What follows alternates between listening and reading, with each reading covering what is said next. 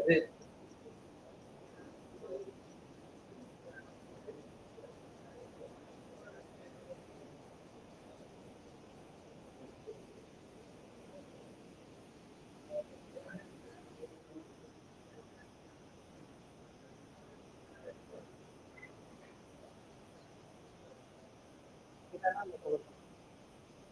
Fernando ha de ficar el seu, hem de passar a passar l'altre.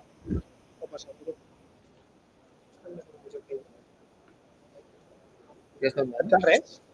Està online. Està en live. Obert, públic. Mira de forma.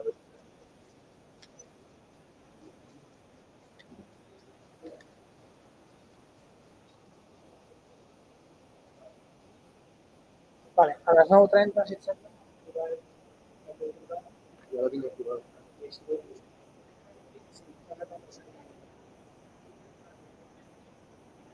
Arriba tu quedat, tu cansat. I ja dones permís per compartir pantalla. L'únic que no em veu ara perquè la càmera està...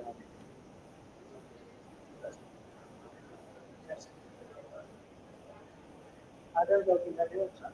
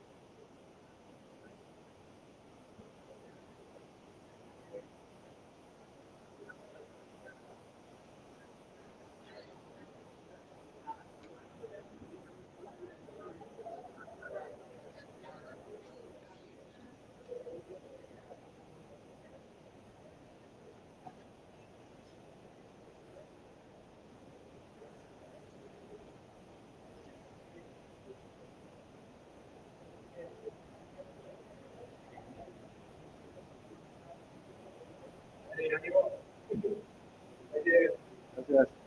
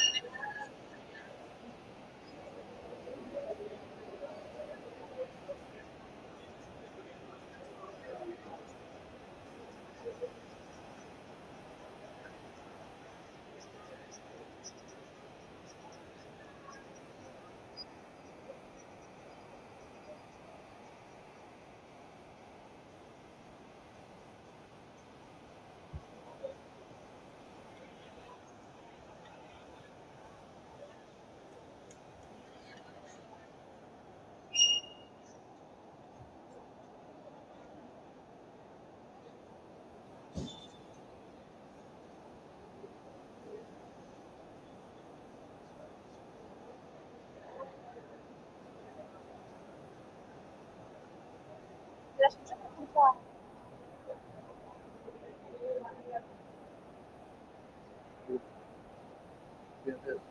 l'excusa per posar el portàtil serà que si la nostra jutge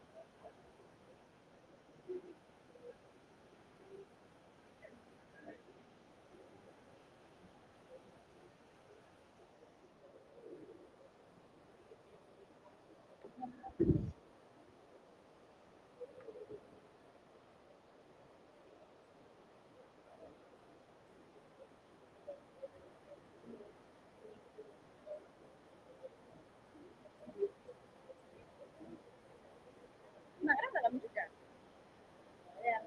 Buenas.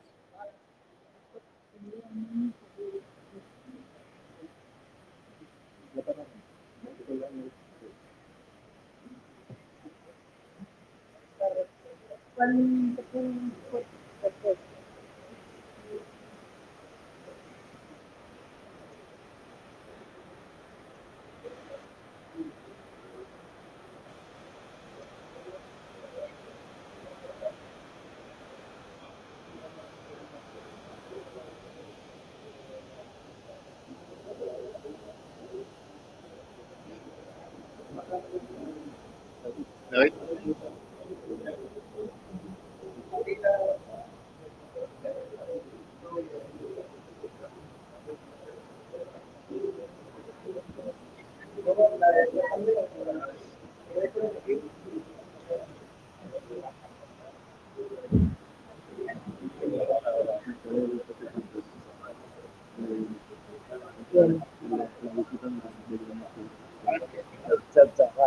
Está haciendo un poco como apocalipsis barranca, ¿no? Por una cosa u otra me acaba de contar. O sea, de la última es la que me ponen, bueno, que es a la última, porque los que de pasar por ahora de medio y así ya, ¿no? No pasa nada. Vale, entonces, a la que haremos un viaje por aquí. Viajes para ti. Tendremos los departamentos.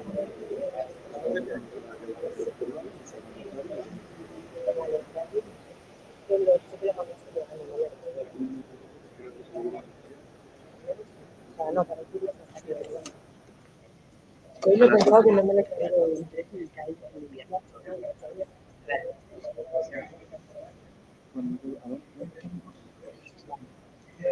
Pues supongamos que será una hora más o menos. Ahora le digo. Hablaremos de los proyectos, porque seguía siendo consigna.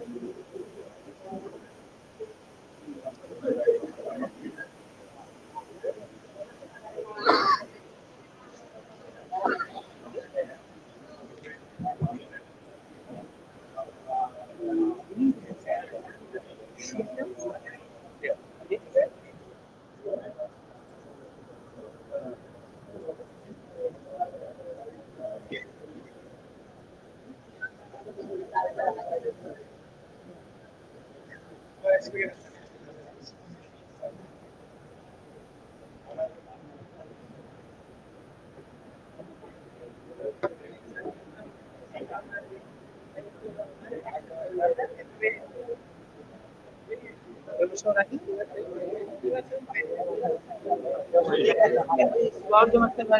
Hola! Al comptar. Ja, vull dir que ja em quedo perquè si vol que Claro, papi.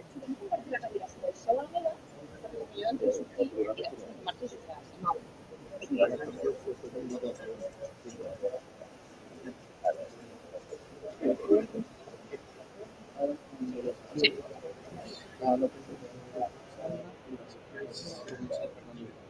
Escolta una miqueta que ja... Sí, sí. Molt bé. Vale.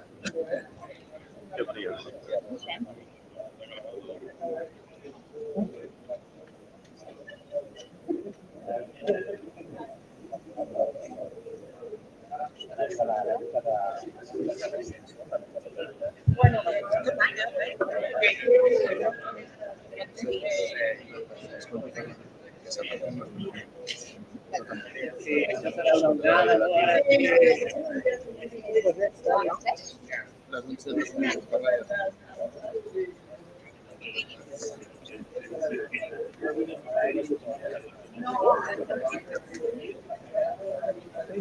Canvia de càmera, no?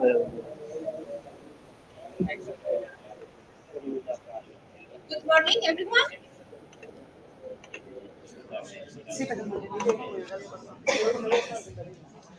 So, okay, I'm gonna thank you to the Resetting Hackathon. Thank you all for being here.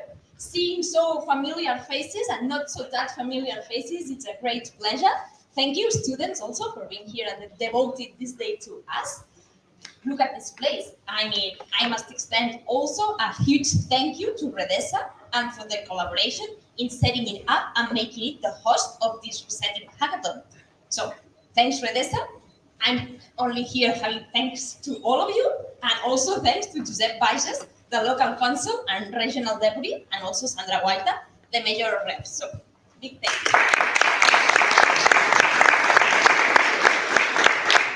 Who knows what resetting is? Hands up. Okay, so that is not a reminder, but an explanation. Resetting is an European project that driving resilience and sustainability in tourism. Through innovation, digital solutions, it aims to lighten operational burdens, exchange experience, promote decarbonization, and foster inclusive economic growth for both businesses and destination residents. Also, some KPIs. The total budget for this project has 1.3 million euros for 30 months. About a rough $500,000 is going directly to help the SMEs. 60 tourism SMEs exactly, 14 from Tarragona's province. And there are 5 European countries involved. We have all our partners in here.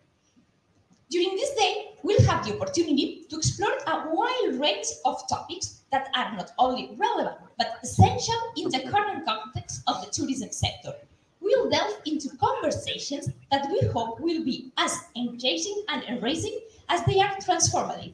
Today, we are gathered here to share, learn, and to connect in ways that can only happen when come together with a common purpose.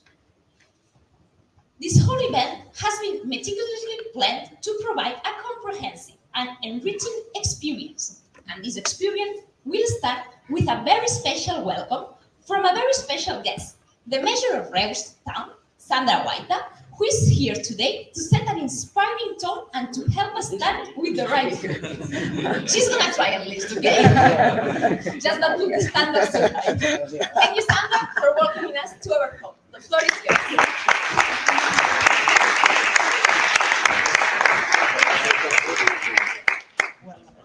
I don't know if my talk is going to be inspiring because it's just a welcome. Okay, let's try.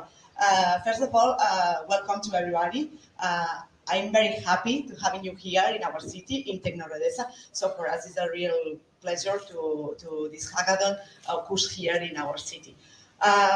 Then, as a mayor of this city, I am really happy to explain you our commitment with a lot of things that Hackathon project have already inside as well. For instance, we are really committed with science, innovation, digitalization, or sustainability. For us, are key aspects for the future development of our city and our region. And we have a lot of projects as well in our city that focus all of these objectives. For instance, we have research and development centers in our city that are working with global local industries, such as, well, it's not here, but Hackaton is with here, is with us as well.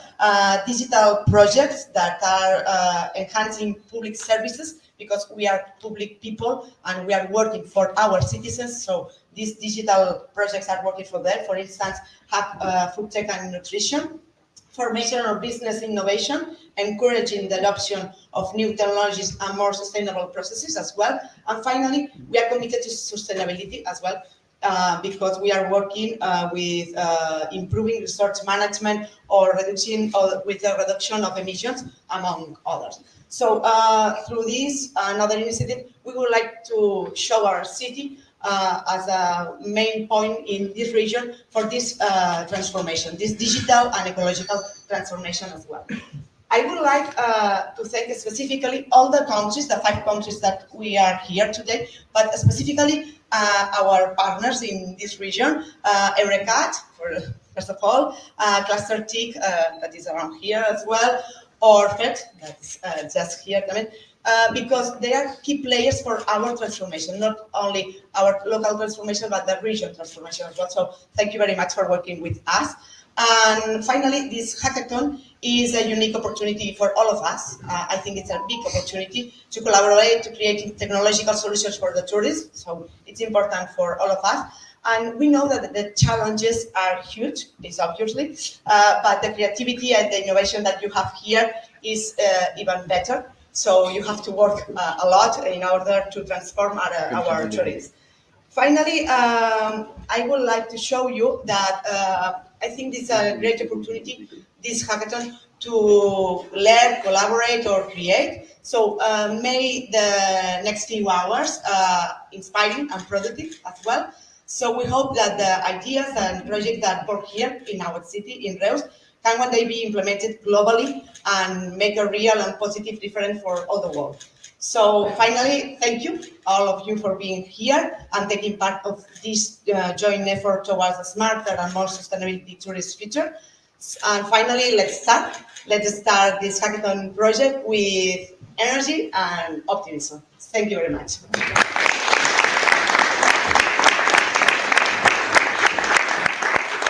Thank you, Sandra. I don't know if it was inspiring, but at least we know that we are in the right place in France here. Okay, our agenda today is jam-packed with promises to ignite a lot of creativity and with all the activities that we had prepared. We're going to start with a keynote and demo that is going to be conducted by Fernando, from the ISTA Research Center, one of the Resetting project partners. Next, we'll delve into 5 insightful talks by representatives from each leading global community that are going to offer us practical business strategies and their thoughts on the challenge in the tourism sector. And then, after a brief coffee break for networking, we'll introduce the challenge ahead on which we're going to work today and explain our methodology for tracking it. And here is where the fun part begins. You'll have to be seated in 6 groups of 6 people, and by teams. I'm going to wait after the coffee break in there, on those tables of there, and we're going to explain the main topic of the hackathon. Don't be impatient, we will reveal it a little bit later. I can see your faces of impatience now. Teams will then be presenting their innovation solutions, followed by jury deliberation. We have the jury in here to determine the winners, and we will announce them. And finally, we'll conclude with closing remarks and reflections of the event's significance before inviting everyone to an informal networking session to further connect with peers. So let's get started with our first dish. Today, as I told you, we have the privilege of having Fernando Brito with us, one of the most distinguished members of the ISTA Research Center. Fernando's there. With years of experience and a portfolio full of transformative projects, Fernando has been at the forefront of technological advancement, exploring new frontiers and unlocking possibilities that many of us could only dream of. So, without further ado, it's an honor to pass the stage to Fernando. We look forward to your insights and are excited to see the innovations you share with us today. It all works if you're excited too. If I'm only the one that is being excited, it's not going to work.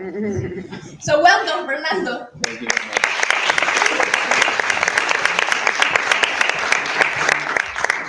Okay, good morning, everybody. Okay, so of course, as in the previous case, Maria is very exaggerated in the introduction, so she rises the expectations very high. So I'm not sure if it's a good idea. Okay, so what I'm going to show you now, I have 50 minutes, right? Okay, it's basically a teaser, okay? Because the real stuff will be there on those walls, on those tables there, so you'll be able to go and see the demos alive with the people that have been creating those works. They've been fellows, sponsorship, PhD and master students which have been working with us. They've been very committed to this stuff. They're here on the second row here.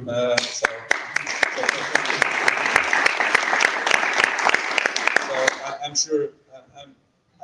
I'm very much convinced that you will enjoy then seeing the demos and hopefully I hope to get some feedback from you as well, as people that are related to the tourism sector on the usefulness of those tools on different areas. You will see in a few moments, so perhaps I'll go through it right on. Okay, so I would say one of our major concerns is about one of the, I would say, most daring obstacles that we have in tourism. Can we? No? Okay. Okay, which is this, which is the one which is okay. Tourism is very interesting, but it comes to a point that when it gets too crowded, and I got 2 examples from local examples here. So those are from Lisbon, and you have these 2 that I'm sure you know about, where we have this kind of problems dealing with it. So we have to manage overcrowded situations. So let's move forward.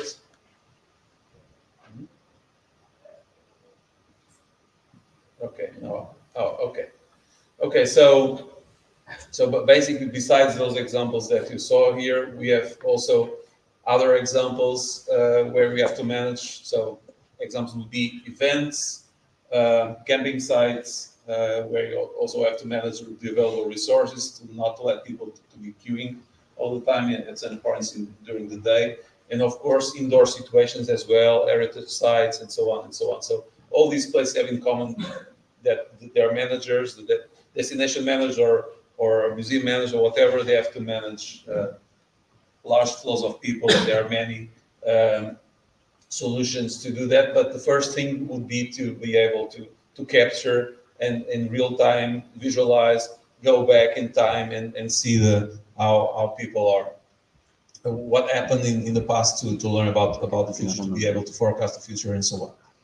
Of course, there's some AI in all of these tools that you'll see, but I'm not going through the technical details. Then, if you want, you'll be able to talk with our team there.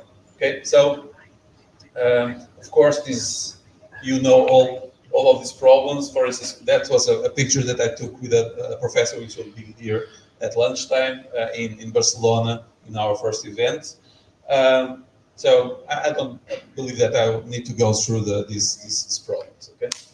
Okay. So what are you going to see there? Basically, will be monitoring, crowding.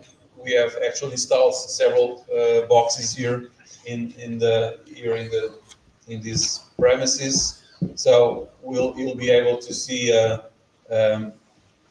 runtime changing capture of people within these installations.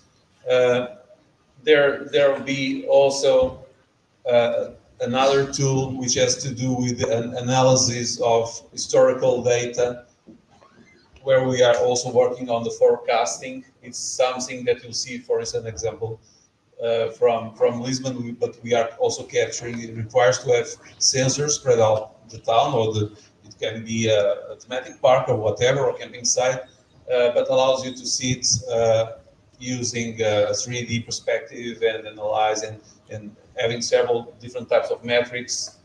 And among other things, for tourism's sake, depending on the site, depending on the situation, you have to also be able to measure the carrying capacity of the place, of the destination itself. So that's one of our concerns as well, being able to assess the carrying capacity. We found out, actually, we didn't find any tool which was online and free, and that's one of I would say, the testimonies of our project for the future as an impact, to allow to have tools that will go and still be available after the project ends. And so one of them was also a very recent one that we did on being able to, given a place, to be able to calculate the carrying capacity of that place. And not last, but I would say very important also, is besides these crowding aspects, is being able to explore AR, augmented reality, virtual reality in sites like heritage sites. For example, I was imagining the Tarraco Coliseum to be able, if you point to it, and see the gladiators there when you visit it. So this kind of stuff, which are being spread all over the world, we've been working in this project as well. And in the case that you'll see there, you'll see some virtual reality glasses there. It was in an heritage, also a UNESCO heritage area, which I would say is nowadays the most visited place in Portugal. This is the Sintra region, where there's a palace which was very beautiful, with the furniture and the monuments and statues, so 100 years or more ago, and they vanished. They were sold out by the English family that owned the palace when they sold the palace to the Portuguese authorities, the government, and they sold only the building, not the contents. So we have a beautiful building, and we know how it was because we have the old pictures, and you'll see how we can combine information which is plain 2D photos in black and white, and how can we glue them in the reality today. Okay, that's an example of things that can be done.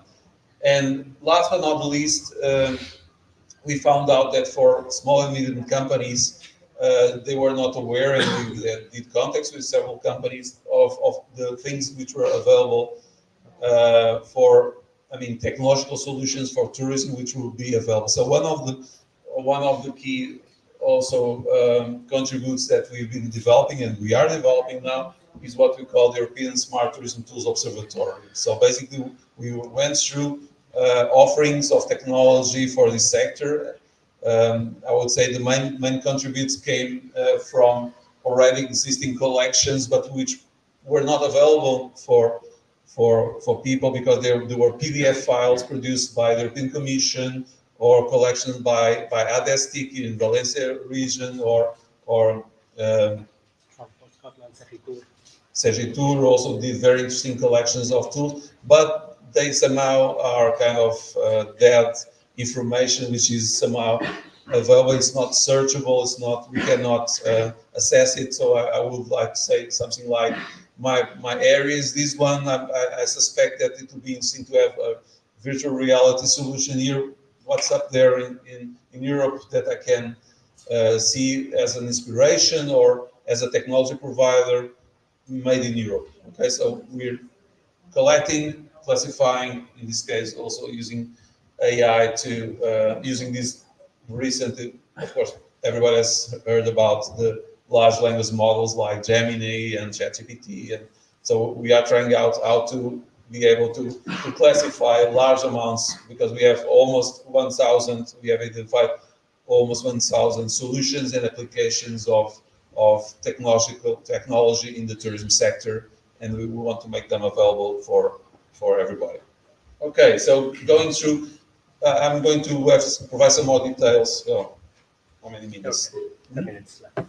10 minutes left. Okay, so now I'm going to have to go through some more details of one of them that we actually hope to project things going on as we speak during these next few hours, which is about the detection. So I'm going to tell you a little bit more about how it works.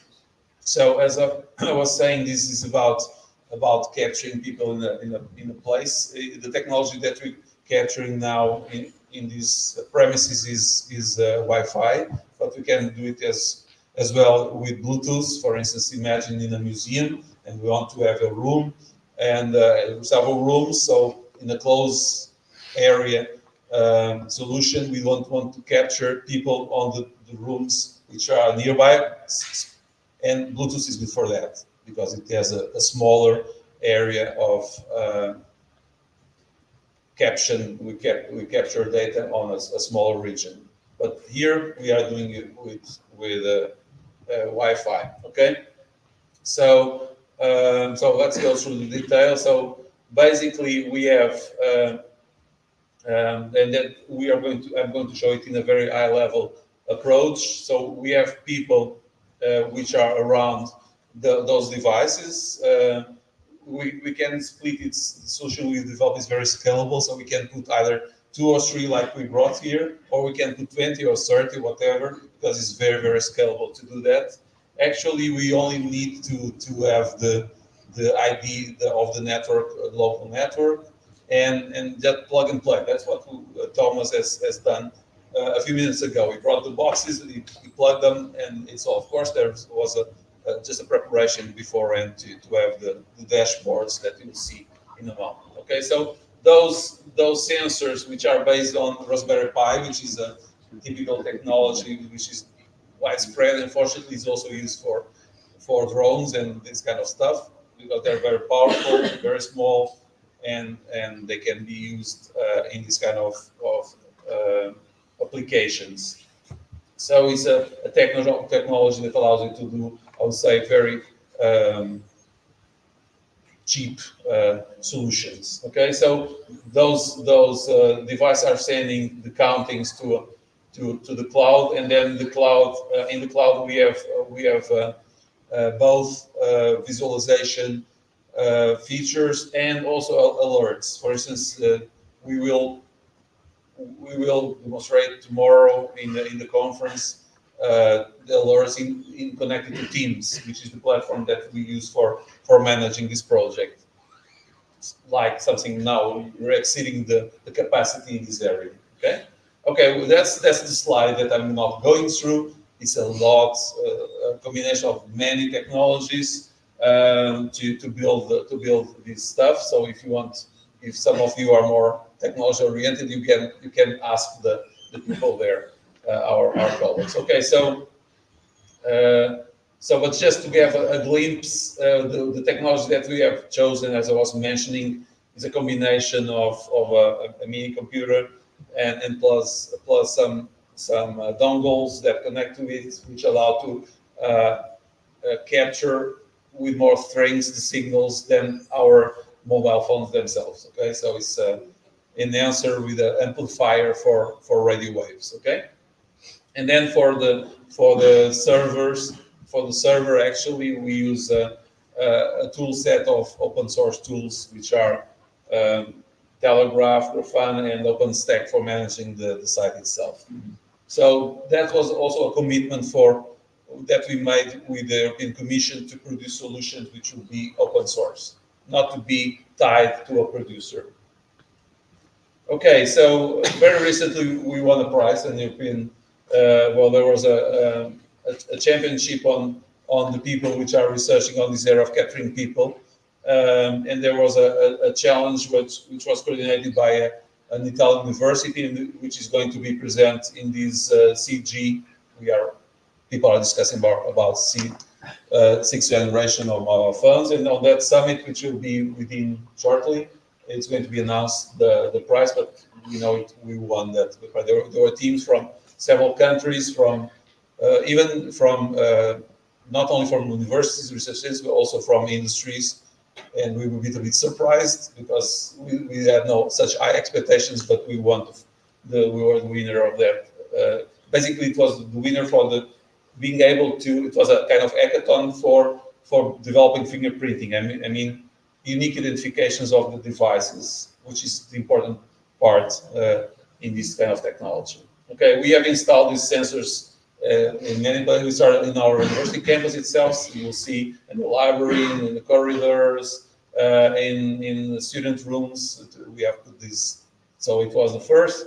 This is the kind of monitoring that you'll see. You'll see those different curves from the sensors in different places. So we can identify, in this case, we could identify clearly the events that happened in our university campus. So that was our first study. We can deploy these on different aspects, namely using the planes of and connecting it with other stuffers. In this case, we have agents, kind of simulation agents of the crowding. So you'll see these dots are people, simulated people, just to see how crowded was each area because we installed. So this is a plant of part of our university where we had those sensors, so we can connect to do some kind of spatial analysis on real time, or just do something like hotspot stuff, visualization that you're able to. So this is about the notifications. We can connect, as I was mentioning, to Teams. That's what we're going to show tomorrow, the connection. But we can send emails, we can connect to Discord, Kafka, Slack. So we can do any kind. Actually, you can also send SMS or whatever to allow people to know that something is going wrong, or just to know how it was during the last time period. We can adjust the power of the captures just to connect, to get people in a smaller area, or just use the full power of the antennas of the amplifiers to get a wider region. The depth, of course, has to be somehow trained for each place. So as I was mentioning, just to capture the ideas, it's a low-cost solution. We can do connection I didn't mention before, but besides being the upload itself being done through Wi-Fi. Now in this place we are sending the information about the collection of the people here in this room and outside through the Wi-Fi network itself. But we can do, for instance, mention that you want to do in a region, or in the beach, okay, and you have no Wi-Fi at the beach. So you can do it with LoRa. LoRa one long range wireless networks are very affordable ways of connecting people without paying to the local operator. Of course, we can connect a SIM card to that device as well, but it will be much less expensive to use a LoRa. LoRa have a very wide coverage, and there are LoRa retransmitters everywhere nowadays in Europe. And I didn't mention in detail that we had the concern of doing this very easily installable and configurable. So the dashboards itself, they can be configured by people without having skills on on computing. Okay, we have developed films for tutorials which are on our site, which allow people to install and configure these. The problem about confidentiality, there's no problem because the only thing we send out to the servers is our numbers. Okay, at this point in time, there are 30 people here. That's the only thing we send out to the server, so there's no confidentiality problems. And also the boxes themselves, as you've seen, and you can see one open there. When you go there, besides one which are operating here, you can see the technology with your own eyes. They are very small. For instance, in Central region, we are going to install when we go back some boxes with covers in colors, which are the colors of the buildings which are there, either green or black or whatever to be. Because especially in heritage sites, it's important not to offend the local architecture. So I'm going. So these are places where we have done these kind of collections. I'm not going through details because I'm running out of time. That's how some of the places we are doing. Of course, we have to capture the coverage of Wi-Fi there. That's tests we did something like 15 days ago in those two palaces where we are capturing the coverage of Wi-Fi there for the captures. We are now going also to do in places where the carrying capacity is much lower, like in a bird observation reservation, like those that in Ivo, which is in the river Tagus mouth. Actually, we have a detector in the Pyramid of Tirana, which is the main building in central Tirana for the people, which is now, it was a museum for the former dictator, and now it's a technological center. And today we're going to do here, and tomorrow in Auditório Diputación in Tarragona. Okay, so you'll have these presentations for you. You can go and check. Okay, so I'm not going through more details here, but I'm going to just to make the teaser to finish about the other one. So as I mentioned, you can see that 3D visualization of big data from sensors in Lisbon captured by Vodafone network, mobile operator. And you can see also from Melbourne, because in Melbourne they have a public installation of sensors, movement sensor for people that we also try to connect where the sensors are not installed in a regular fashion like in a mobile network.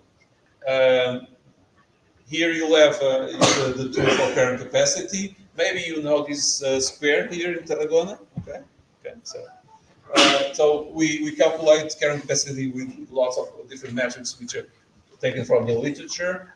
So you'll be able to see that, and this is available already online for you to try.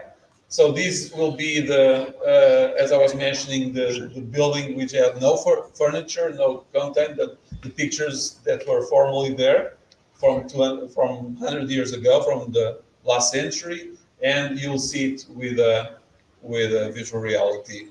Okay, and I'm almost finishing. By the way, this is called Montserrat Palace in Sintra, and the observatory. The observatory has its own ongoing work, and we have lots of.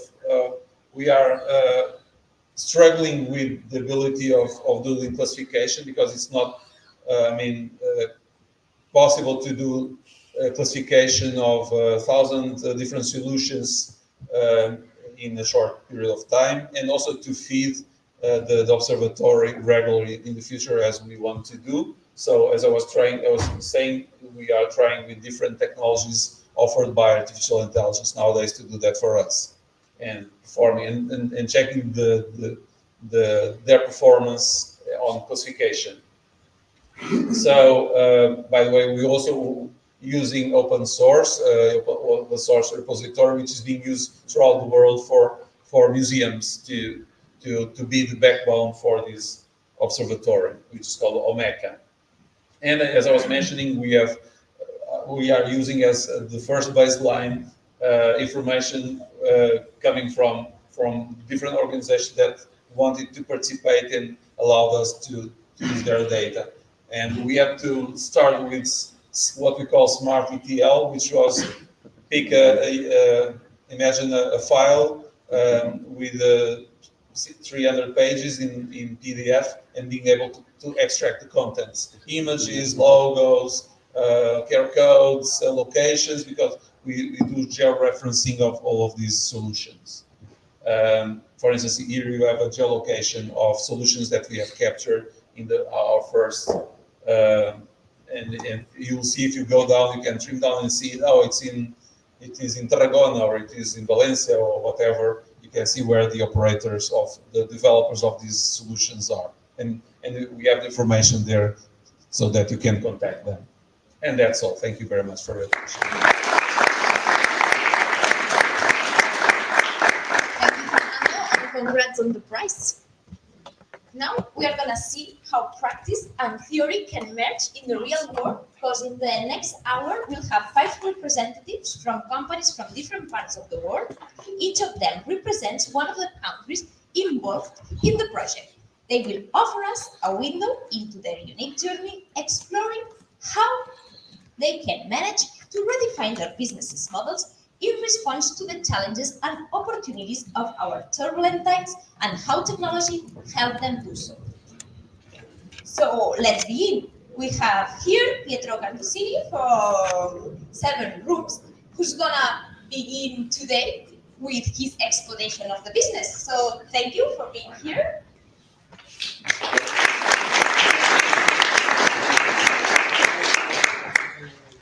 Hello, everybody. I'm Pietro, and I come from San Benedetto del Tronto in Marche region. Okay, I'm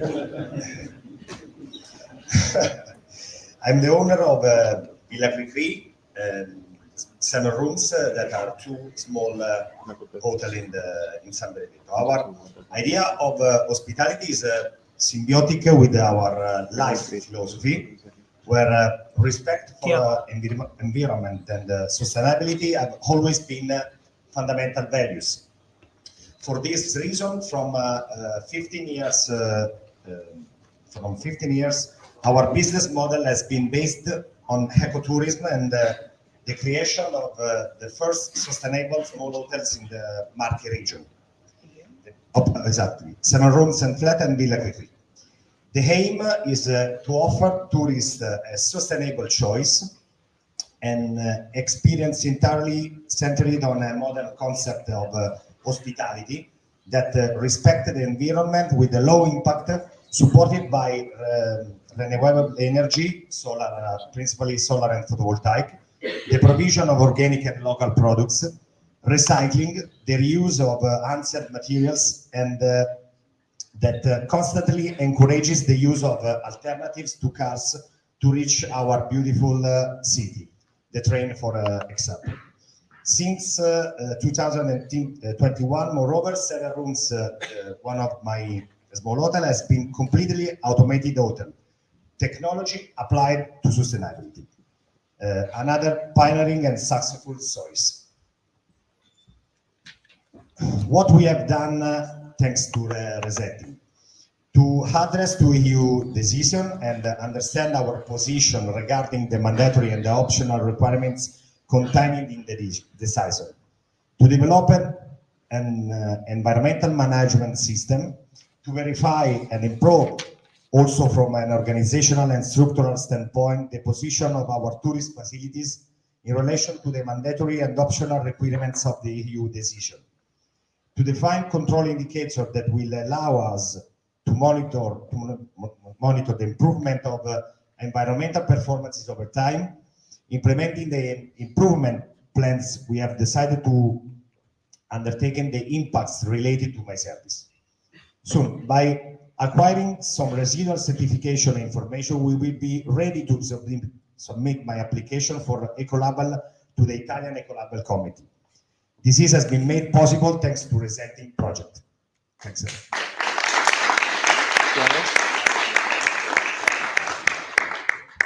Diego, you ready? Thank you, Pietro. So after this speech, it's time to move to the next one, the Portuguese company, Mission to Scale. And we're going to have Tiago Duarte inspiring us, but this time remotely. technical issues, but Ciao, when you want.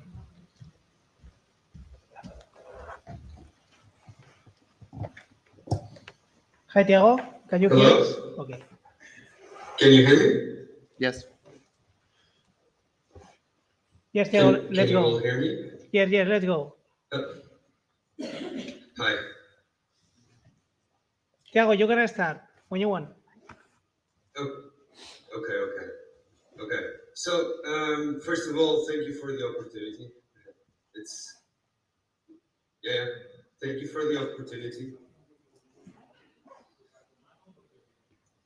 And what I wanted to talk to you about today was our first of all our business, who we are, what we do, and next the what we did with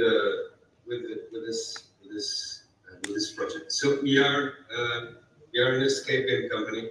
Some of you have made some escape games, I believe, but we were born a couple of years ago, and we are now the biggest Portuguese escape room company.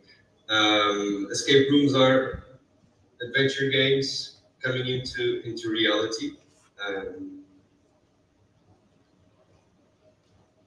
You're listening, right? You can hear me. Yes.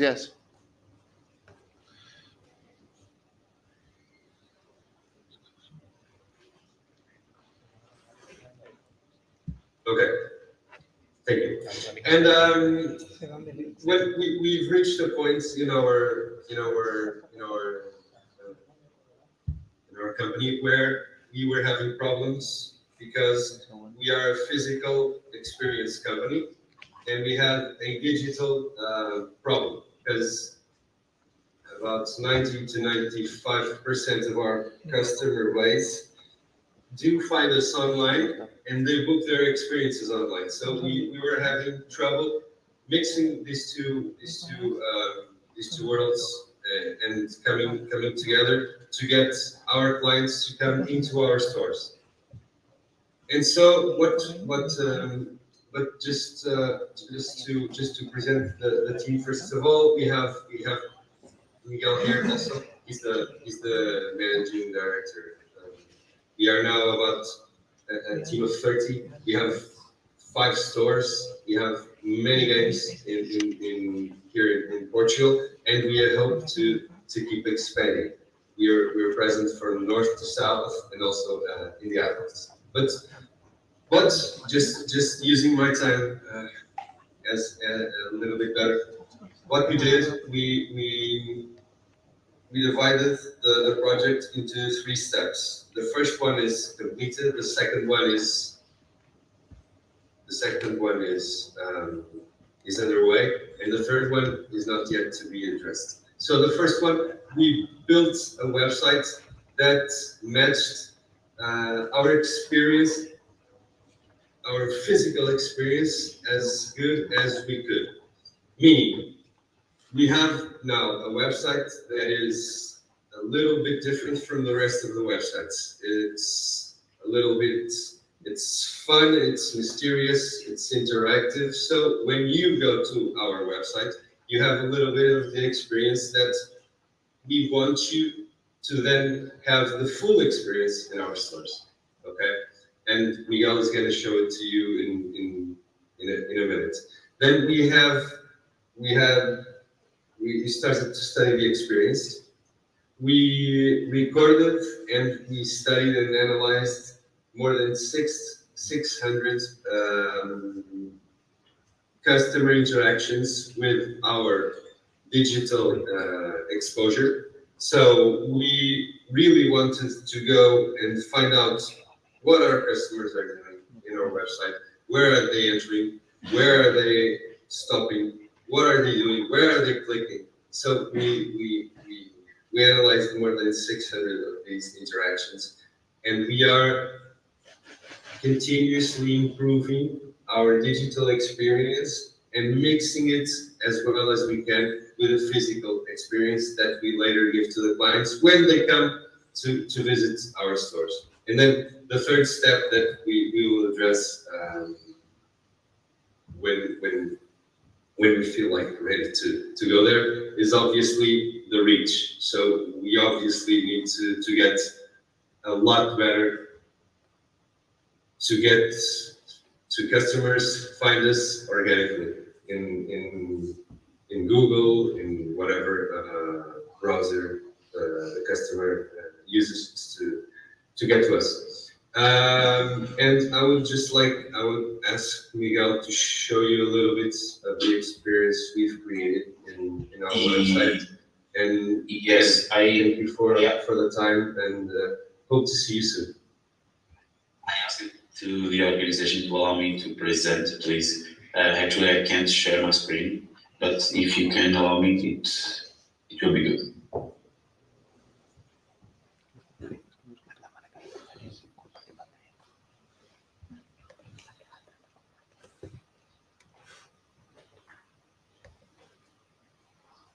Okay, if you finish presenting your screen, then he can.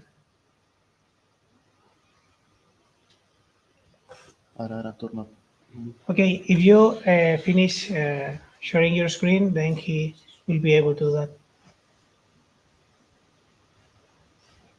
Miguel, you can share now.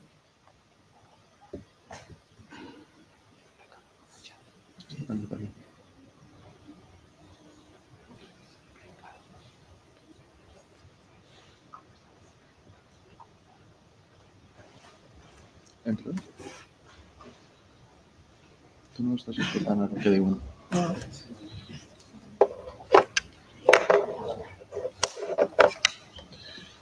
One second.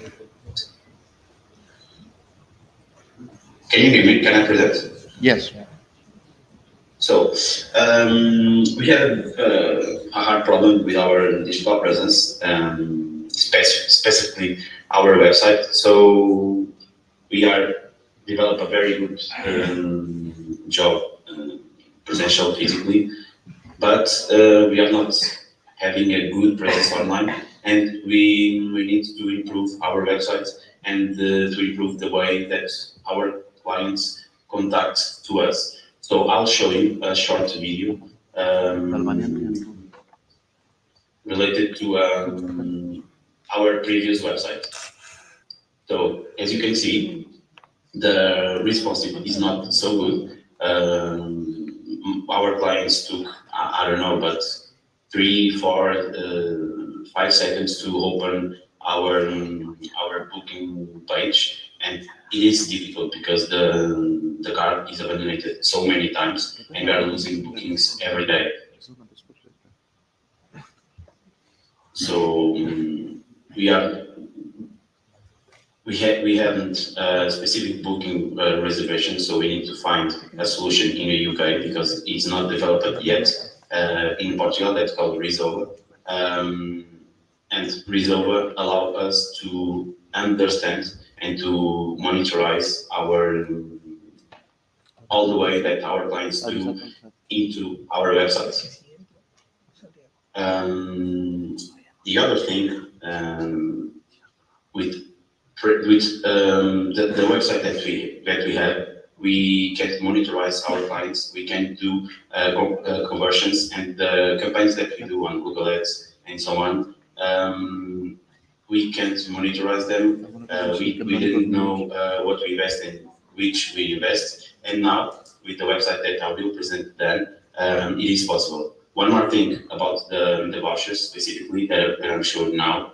It isn't possible yet previous to buy a product and our clients to pay the way that they want. So now we have the possibility to buy our vouchers by MBWay, by credit card, by PayPal, wherever the clients want, and it allowed us to improve a very good in a very good way our reservations because the client can choose what they want. Specifically, in the last Christmas, we sold 10,000 euros by vouchers. and that's a mark for us because in the last years it isn't possible because the website is not good to do it that way. So here, as Diego said, we have a different experience. We have an interactive website, as you can see, a little fun, so you can discover the words here. So if we go now to the reservations, we are looking for an interactive platform, such as we have videos, we have reviews of our clients in real time, and we need to focus on the mobile responsive because 90% of our bookings are made by iPhone, by Android, and we need to do a platform that will be very, very responsive for a mobile.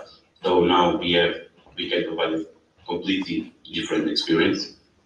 And I'll show you one more thing about our partner. If I suppose I think you know AXN. That's the biggest streaming platform in the Europe. And now I'll show you a short video of one of our products that we make partnership with them. That's a first escape room inside the bank, and it will be possible to show that on our website.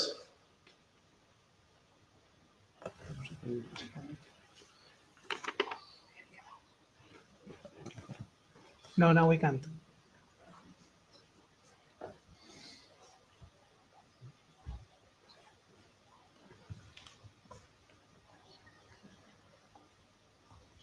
Hi. We are running a little bit out of time, so Okay. yeah. So I will finish. I will finish like that. And thank you all for hearing us.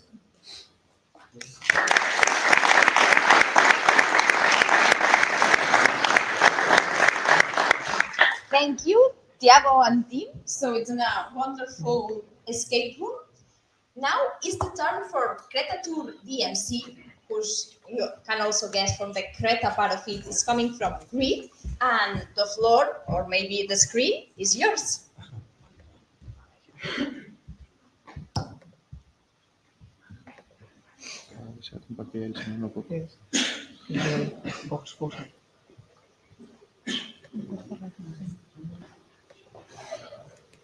Tiago, please finish you sharing the screen.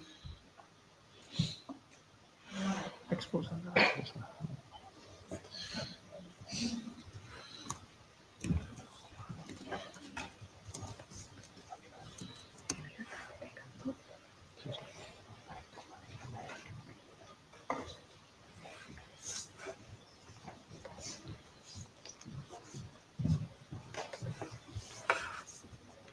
Hello, can you hear me? Yes. Hello, my name is Nikos. I greet everyone from the beautiful island of Crete. Today is a bit cloudy, so I'm not going to share a picture of the cloudy weather in Greece because everybody imagines that it's always sunny. Our company is called Creta to DMC, Destination Management Company. And we are a company that welcomes tourists from all over the world, but mostly from Italy.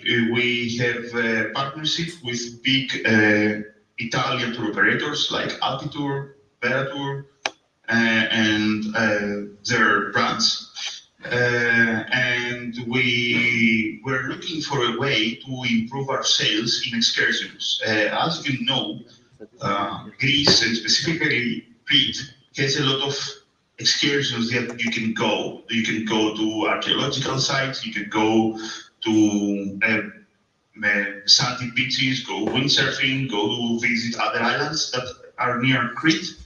And this is one of the major selling points and most profitable ways for our company. What we were looking for was a better way to sell excursions to the tourists that are in the hotels. So before this program helped us. The representatives of Alpitour and the other tour operators were selling excursions using leaflets and just making meetings in the hotels. What we wanted to do is improve this way of selling excursions, especially after COVID, that most of the paper is supposed to be reduced, the paper used. So we developed an application that works in Android tablets that shows pictures and the description of each excursion that the rep is selling. So what we built is a very friendly mobile application that is used by the reps, not the customers, that is directly connected to our system. One major problem that we had before is that when each representative stopped selling excursions every night, he was sending a photograph or a list on Excel list to the office so they can organize the buses and the taxis for the next day excursions. This application allowed us to do it directly and see the availability, because some of the excursions need to be done with boats. So there is limited availability. You cannot put a second boat to go to the same excursion. And with all of this, we managed to improve our sales by more than 20%. I will show you a little bit of the application and how easy it is. As each user has his own username and password, and that restricts what excursions he can sell and what prices he can sell. So it's personalized to each representative, to each company, what they can sell and how much. It's a very intuitive application. The first menu gives you the option to go to a new excursion. We added a car motor rental menu that is currently not active yet, but it's on our future to do things. We also have a help menu with guidelines on how to use the application in case there is somebody that is not very accustomed with it, and a direct contact us to call us if something is wrong. So if the representative wants to move forward to book an excursion, he can click on excursions. There is a booking list that you can see whatever you have booked so far and make changes on any booking. New booking, of course, you can book a new excursion, and the excursion list is all the excursions that the representative can sell. I will show you on the next steps. In case he wants to book a new one, he selects the hotel of his current location. Is also using the GPS, so it's automatic, but you can correct it if something is not good. And he selects the excursion that he wants to sell. For example, I will sell these excursions to Isola di Crisi. It's the island of Crisi. It's a very small island near Crete that is very beautiful. We can see the rates are predetermined from our company, so they cannot change it. And there is an option if the customer wants to have a lunch during the excursion. On the next step, he can show some pictures of the excursion and the full description of it. And on the final step, he can use, as we can see, maybe in this picture, we can select a pickup point where the clients will be picked up by the bus. In case there is more than one, we add the room of the customer, and lastly at the bottom you can see the pickup time, what time they get picked up, and what day. As you can see, this excursion is being sold on Thursdays, Sundays, and Mondays, so it's even restricted from that. On the final page, we can input the final details needed, how many people, how they pay, if they pay with cash or credit card. Right now, this has been improved further as each rep carries a POS with him, so he can charge directly. But we also have the option to save the credit card number and charge it later, and then delete the details of the customer. Yes, that's what I just said. Let's move forward. And this is the final screen of the application that we can see an overview of the booking. And also we have small thermal printers with the reps, so they can print the receipt for it and their voucher. Here is the booking list. As I said, you can see the excursions that we have already booked for today or for any day. You can reprint, you can cancel, and this all is synchronized with our system, the application that we use on our office. The only restriction is that the representative cannot cancel a booking less than 12 hours before the actual excursion. That is what we did. As I said, it increased our selling by more than 20%, and we're very satisfied with the results. Thank you, everyone, for listening to me, and I wish you a nice, calm, and peaceful summer.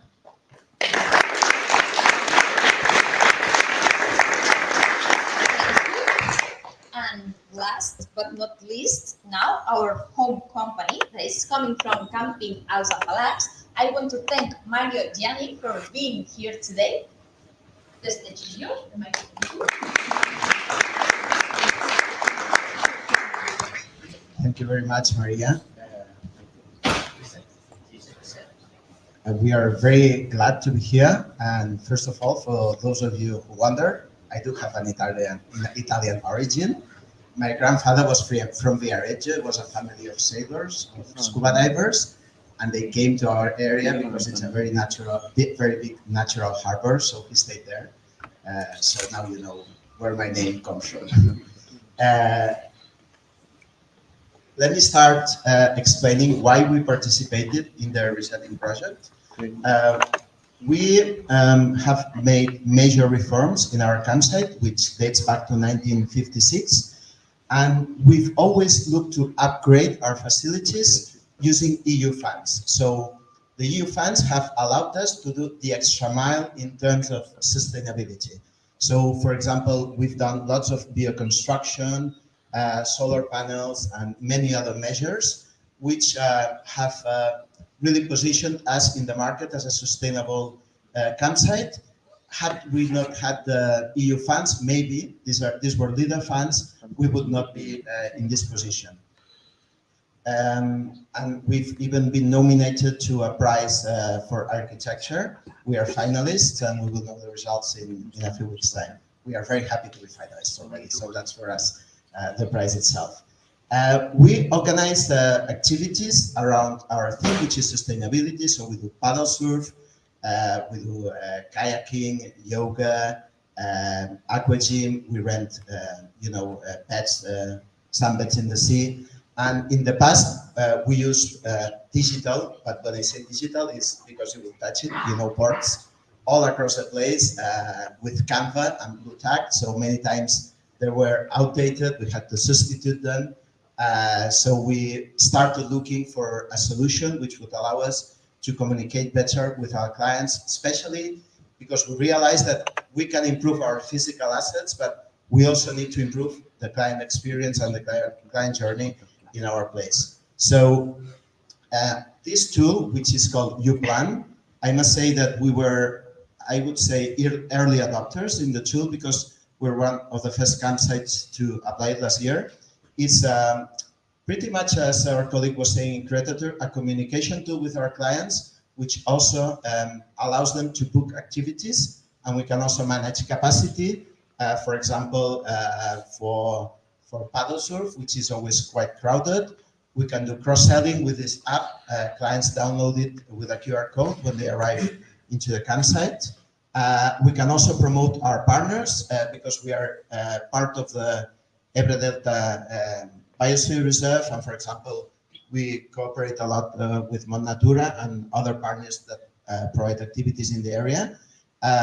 So we are very happy to use this tool, and also it allows us to have like a small management system internally, what you call, I believe in English is CMS, for repairs, maintenance, housekeeping, and other issues.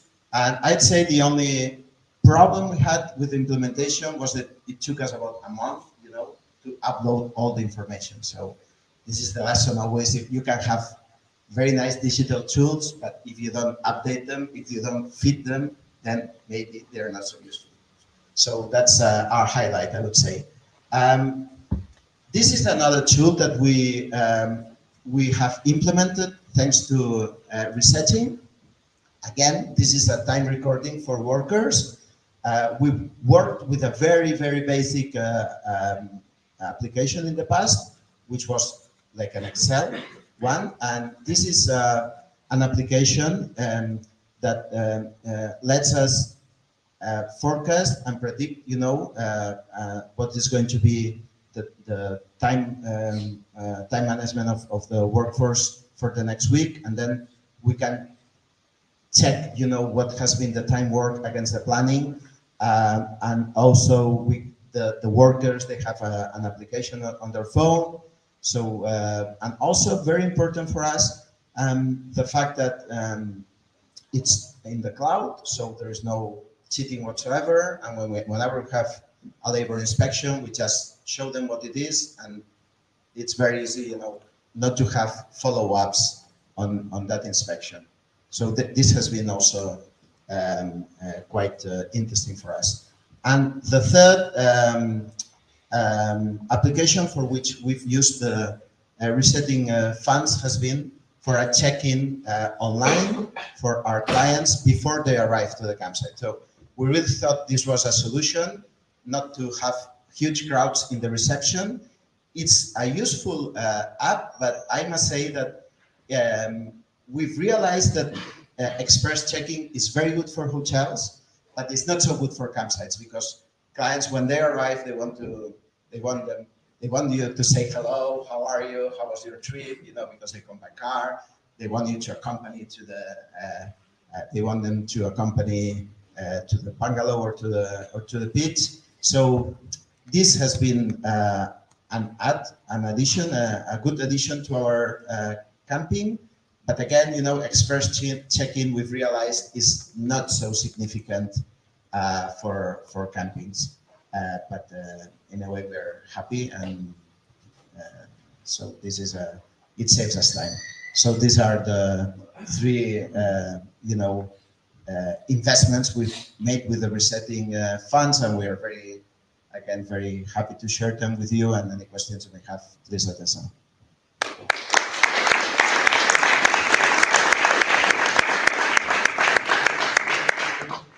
Thank you, Mario. I was definitely wondering how could be like a Spanish SME with an Italian name. Now we know, so thanks. Now it's time for the coffee break, and I'd like you to invite to have some connections during this coffee break, and also to join 6 peers for the groups later. So at 11:10, I'll wait for you there on those tables. So be my guest.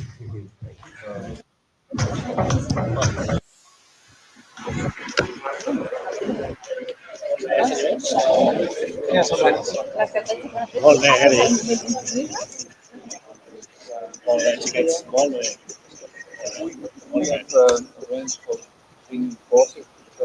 Yeah, you can do whatever you want. Sergi, no es poseu aquí, que està el micro.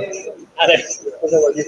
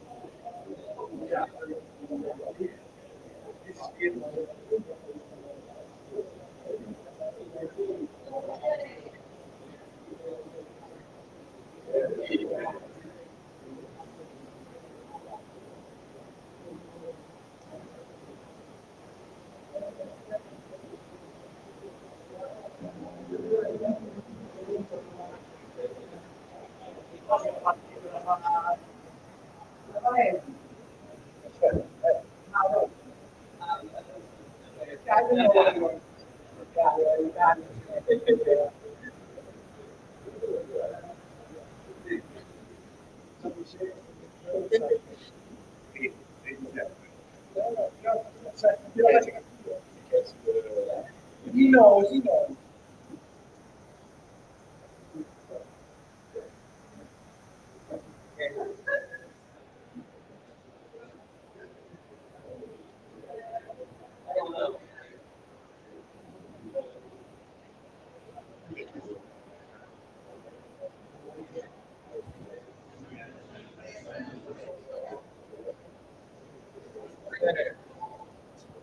That's right.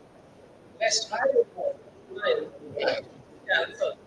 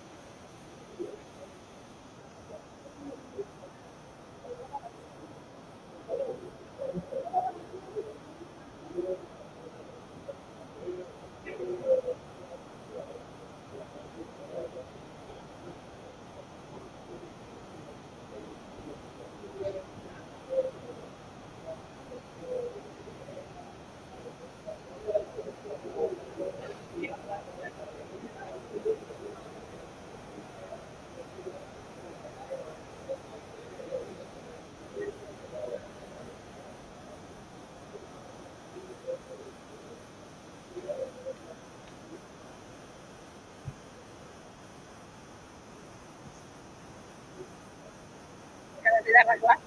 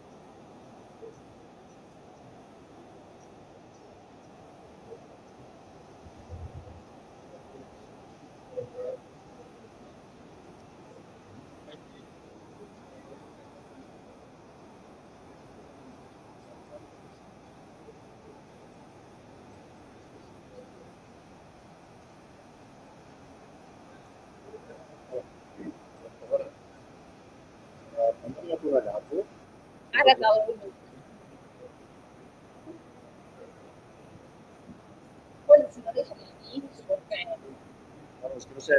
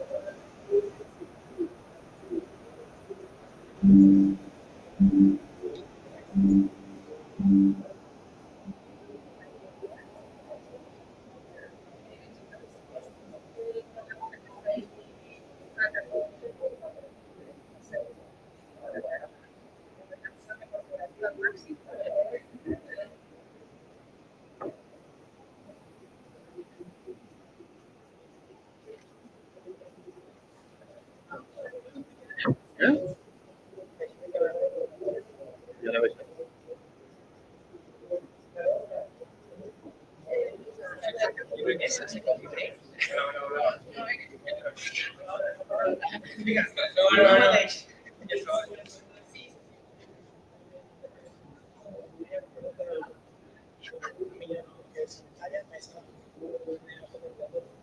Trec del tot la música?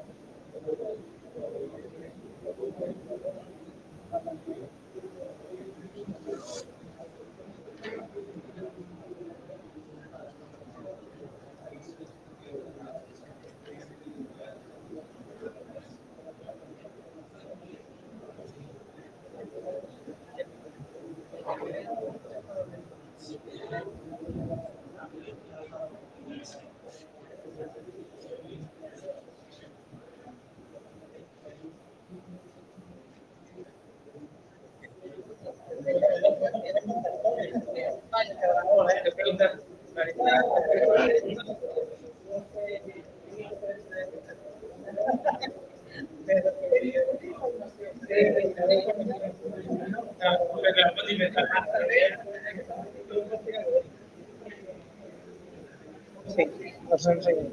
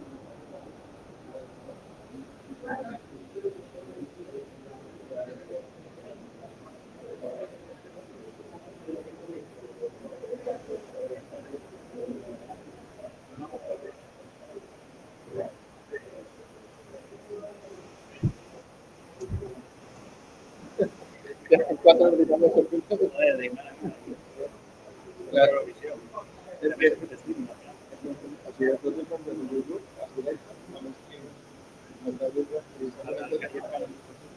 no, no, dale, no, ahora mate. Y en el texto del poner un teléfono, pongo. Y ahora mate. ¿Está cuánto tiempo? Aquí va a estar cuánto bloqueo. Sí, aquí está el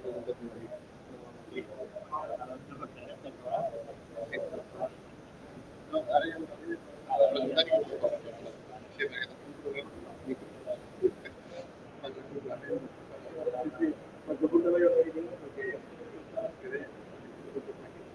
era para la hoy una de que a maltratar la vida. Sí, a través de hay algunos también no tienen que estar.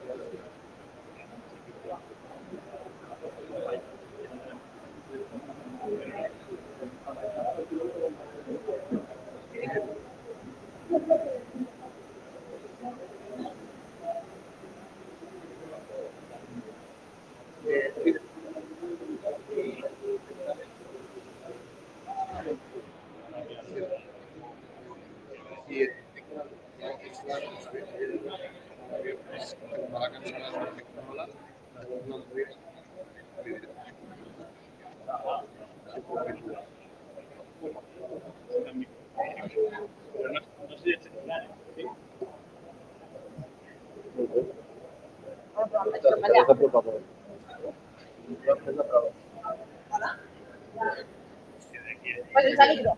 No las así.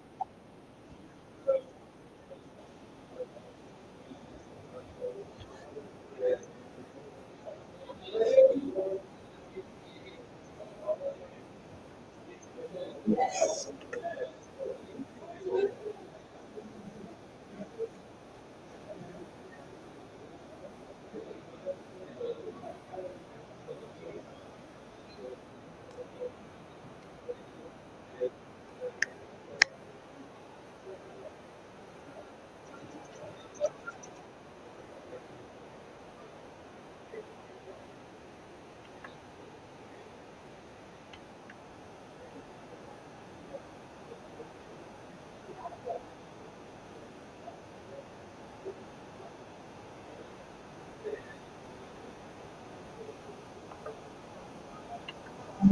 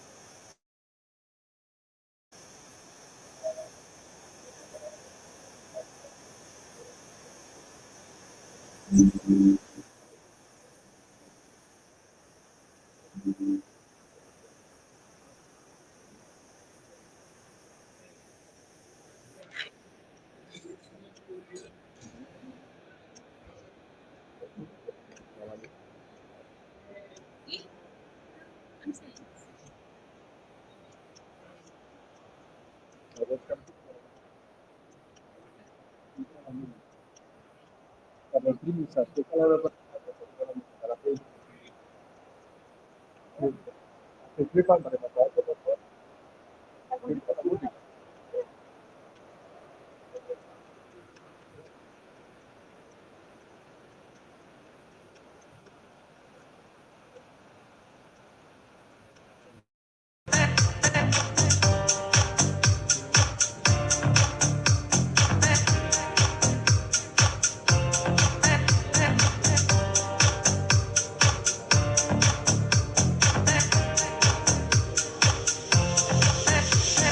Tell me that you love me.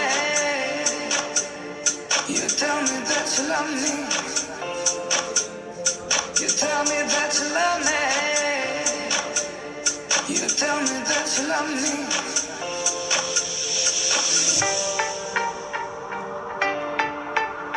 You tell me that you love me.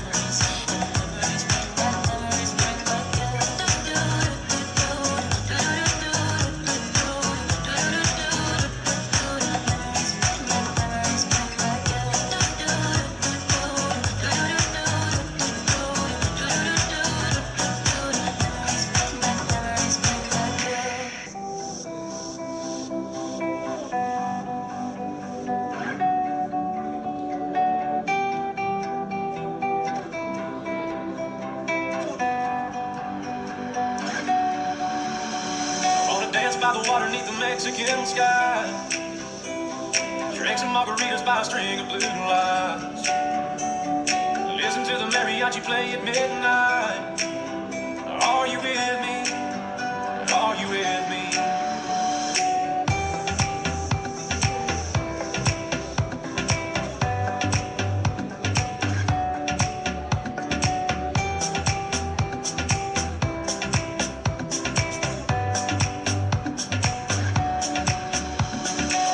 By the water neath the Mexican sky. Drink some margaritas by a string of blue lights.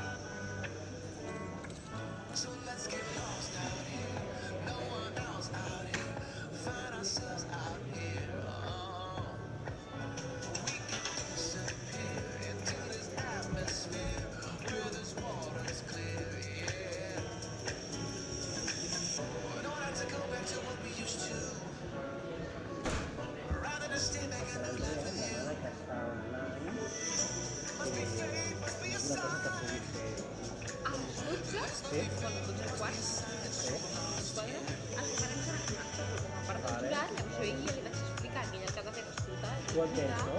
Sí. Digue-li, si vols Ja li vaig entendre. explicar. Hello, Jan Andrea, it's Maria here. So basically, in about 25 minutes, we're gonna present the ideas. So then I'll ask you please to choose the one that you like the most, and then send it to the group so the rest of the jury can just be connected with your thoughts. All right, buddy. Thank you, Andrea. Grazie. Ciao.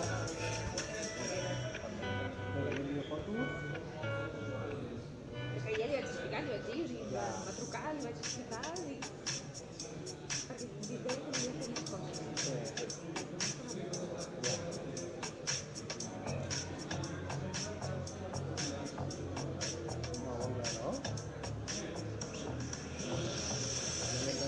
Ricardo, per el que hem pogut saber, jo crec que... Sí, hi havia 80 persones. És que al final haurà de ser 15 perquè ara quan acabi el Sergi.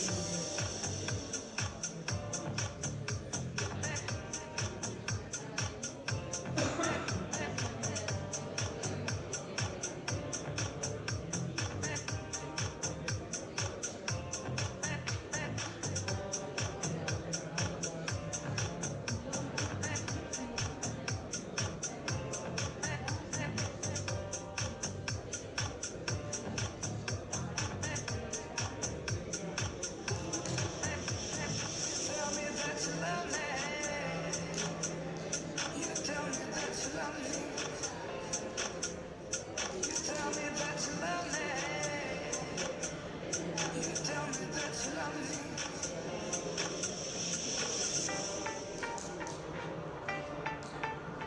You tell me that you love me.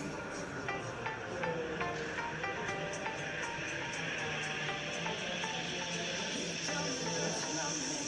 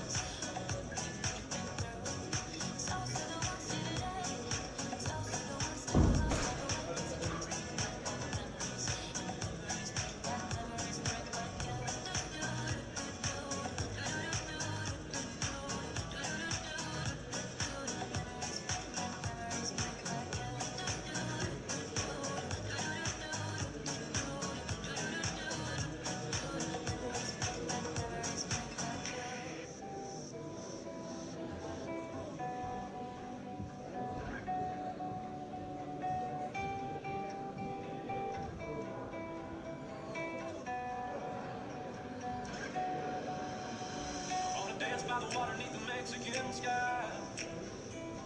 Drink some margaritas by a string of blue lights. Listen to the mariachi play at midnight. Are you with me? Are you with me?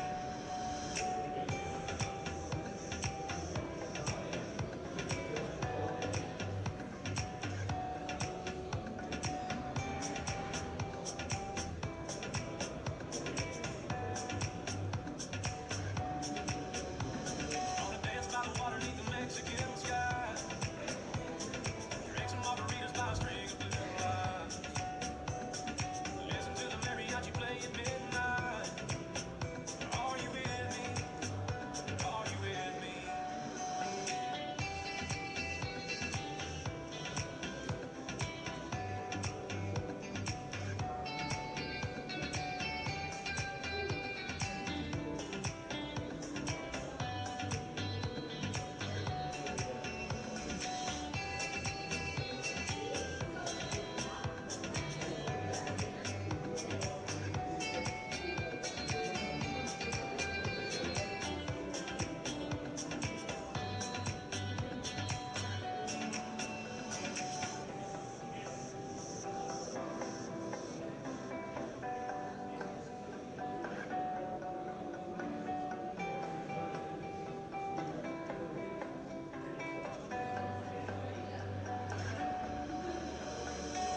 By the water beneath the Mexican sky.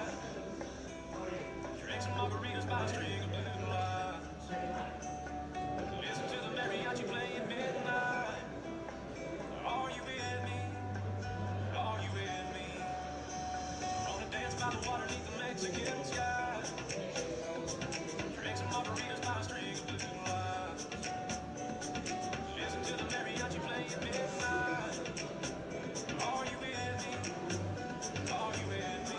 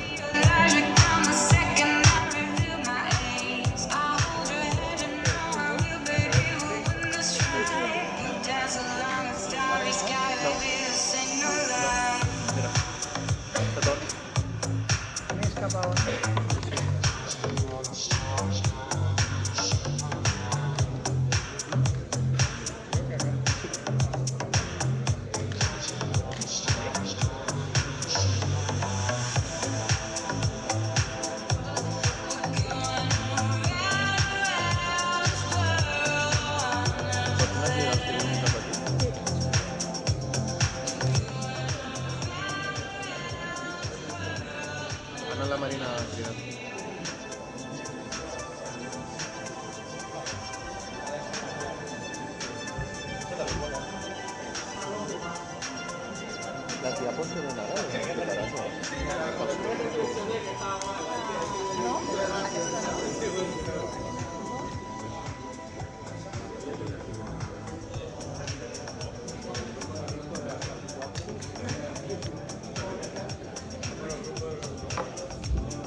Bueno, podem deixar aquí.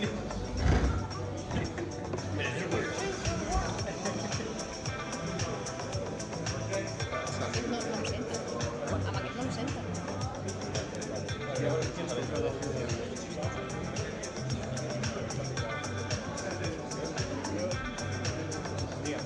Okay, so can we all come here?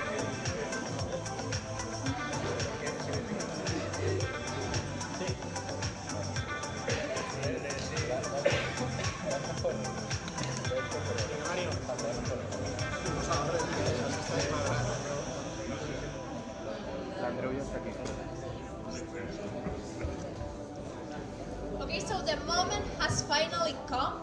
So today we are gonna present your ideas right now by groups. So I expect one or all of your group, if you want, to come here and present the idea. Okay? There are 6 groups. There's no number. So please, in order, who wants to start?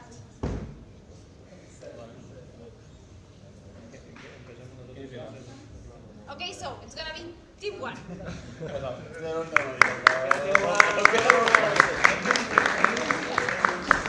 You have 5 minutes to explain it. Use all the tools you want.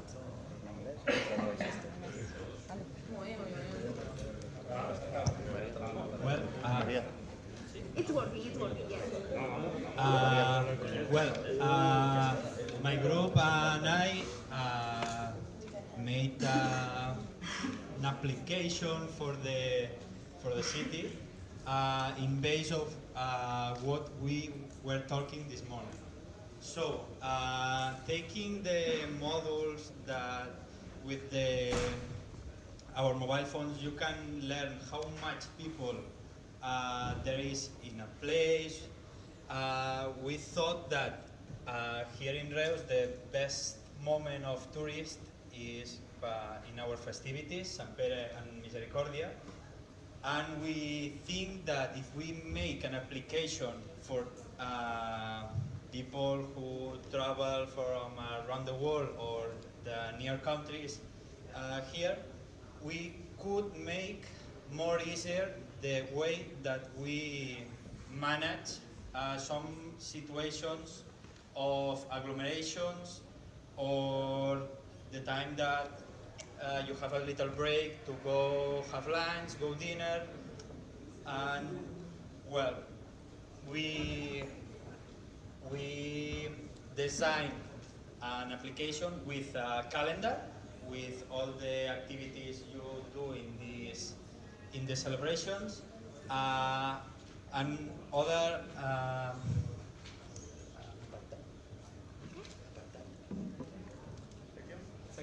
another section with services like parking, ways to go around like buses or the new bicycle here in Reus and restaurants, and taking this idea of live tracking of the models, we could told the people that have this application which bars are full, which hotels can go to pass the night, where there are the places with less or more activity in certain moments. Take a little, the festivities more organized, okay? And adding a little point that we were commenting with our partner, we can put an SOS button because in agglomeration places in June, for example, with the temperatures that nowadays we are living, a lot of people can have an issues or a health attack. So if you press this button, taking this live broadcast, we can make the services like ambulance or the police arrive to the place more fast and take the situation more faster. So this is our idea for the project.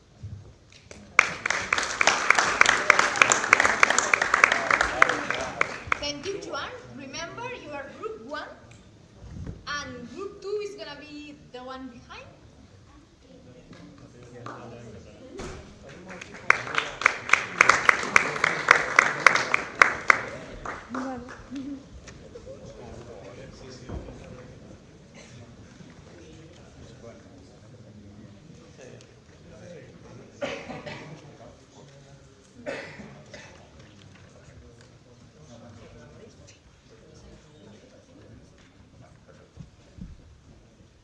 Hi, it's working. The microphone's working. Okay. So, our group had this idea. What is the less contamination that is to die today in big cities like Reus, Tarragona, or Barcelona, or even Madrid? Acoustic contamination. Okay. We had this idea. How can we trace acoustic contamination, for example, in museums? Oh, sorry. I'm not used to speaking in public, so I'm a little bit nervous, okay? So, how can we trace the acoustic contamination in sites like museums, libraries, and cultural associations, for example? So, we have this idea. How we make an app that can trace this type of contamination. For example, if I enter to a specific hall in a museum, and if it's safe for acoustic contamination, it displays in my mobile phone as a green hall, or as a green room, okay? And I can see all the information that is sweet, for example, in paintings, or in sculptures, or other elements in the room, and it's displayed as a green room. If there is some type of acoustic contamination, it's sweet like a yellow room, okay? That, for example, I don't know if you are familiar with ASD people, autistic syndrome disorder, people that they have some problems with sound contamination, with acoustic contamination. They doesn't enjoy well all of their what the museums, libraries, and other particular landmarks in countries can display. So we think that is their yellow room, these yellow rooms are suitable to, let's say, people without these disorders, but if you have these disorders, take careful, okay? But what we think is a red room, it's a room that is so full of capacity of people and has a lot of acoustic contamination that it doesn't show any information, and even your mobile phone get a vibration warning about this, okay? It like this. You have your mobile phone that you have scanned a QR code, and it says, this is a red room. You can enter this room because there's a lot of acoustic contamination. Okay? How can we make this app work? For example, with apps, with QR, and even we're thinking of get these museums and this cultural association and all these things, some devices that can work with our applications. Okay? So this is our idea to reduce the sound contamination, because I don't know if you know some places, for example, in Barcelona, if you go to Barrio de Gracia in summer season, well, it's not only the contamination that can be for public transports or the ships that come to the port, but also the sound that all this massive tourism causes. Okay, I think that this is not a contamination that all of people have in mind, but it's also important for me and for our group. Okay, if there's anything you want to say, for example, Joanna. Well, the name, it's okay. Okay, the name of the business that we created is Friendly Sound, and we try to improve the experience for clients inside museums or city halls or public places for people to enjoy it. And the principal function is, well, he explained it a little bit, but the other one is to reduce the impact of, I don't know how to explain it, 1 second. El impacto de lo,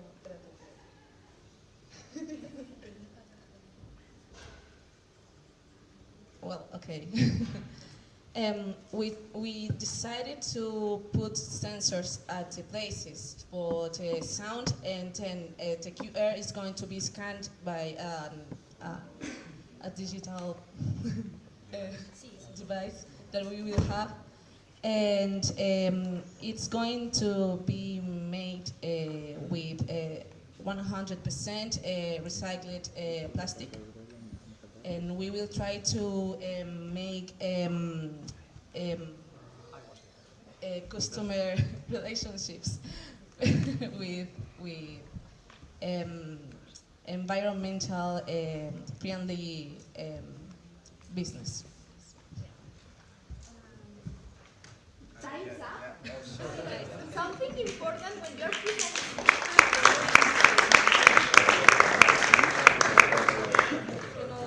Something important is that if you have 5 minutes, you have to be able to explain it in those 5 minutes. Okay? Because here there's no clock, but really, but thank you.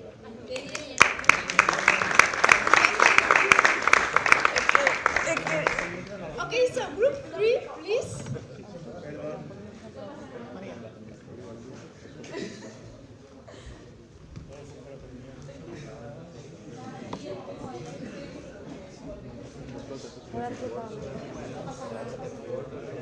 Okay.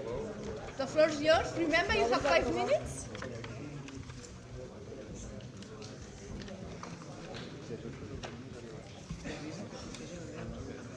Hi everyone, good evening. Sorry. Good morning. I'm Alex and I'm here to present our solution. Long story short, a few people, 15 of us, have met in January and we learned a lot of stuff from each other. And one of those things was about Tarragona and its surroundings. So we thought that we wanted to share more about our city, and we think that to bring that opportunity to a tourist is a big one. And we wanted to create a platform that works as a link between the tourist and some marketplaces. So the tourists can contact our locals, people that will work for us as a reference from the site. And the tourist can build an experience over an experience. So that person won't have to make, for example, a plan. She doesn't need to go to Google just to know what the city brings. And he or she can have a deeper connection with the site that it's visiting. The application, the app is just a simple assistant for the tourist. If they go to a place and they don't have the travel plan, they can download the app, register and select select the plan that we offer on the app. They select to one assist that is local and can be for there the 24 hours a day. And that's all what the app offers. So the thing is that when one person comes to the city, maybe that person doesn't know where are the best place for something, and sometimes people doesn't want to go to the best place of the city. Maybe that person just wants to know more about the city, more about local commerce. So we want to improve the connection that a tourist has with the places that most of the people from the town goes. And we think that our app can put them in contact.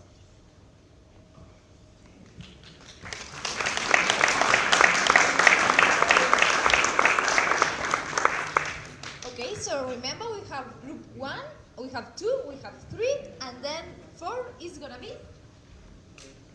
Okay, come on here.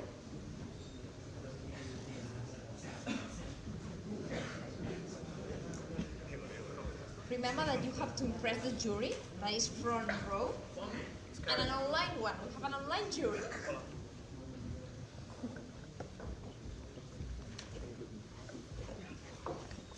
Okay, it's working. Hello everyone, my name is Diego. It's been a while since I've spoken English, so I'll do my best. Well, our team and I have thought of an advanced domotic system that we are using the ESP32 devices, the ones we talked about in the first presentation, the ones that used the Raspberry Pi computers. So our service, it's about installing those sensors, and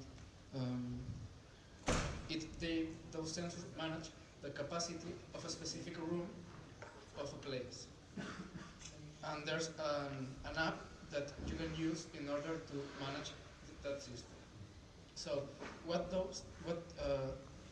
that system do? It reduces the energetic consumption and expenses, and it also reduces the environmental impact. Using this device, you can save time and resources to the clients, and this also makes up to gain, to be more sensible about the environmental affair. Using this application can give you advice about what measures you can use in order to save energetic consumption. It can also be used in hotels that want to expend less money in energetic affairs, those kind of things. And thanks to our measures, the client won't need to worry about the energetic consumption, because thanks to the app, he can know if they are using more energetic.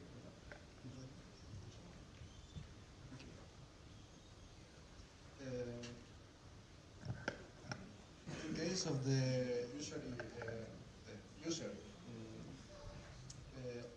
salga, perdón, lo voy a hacer en castellano, muchas disculpas, de que el usuario salga de su habitación, tendrá en la aplicación la posibilidad de activar un pequeño rincón de la habitación para que este rincón tenga una electricidad y, por ejemplo, pueda cargar su dispositivo telefónico, portátil, etc. Hemos hablado, creo, de la parte en la que cuando el usuario sale de la habitación, la parte eléctrica de la habitación quedaría anulada, por lo cual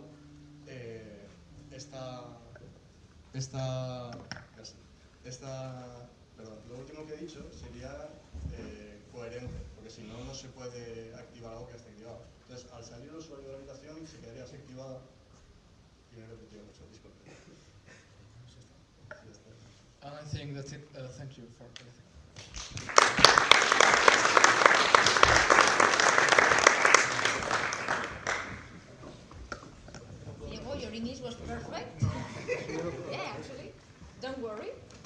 direct stuff. So two to go. Who's gonna be group 5? Okay, come here.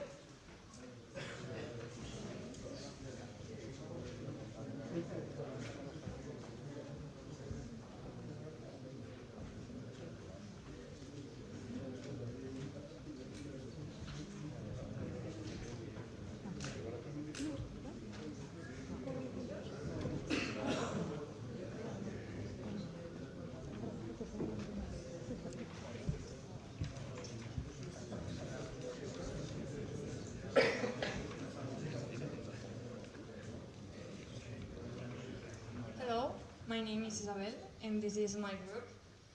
We have found a problem that could be solved with some technology tools.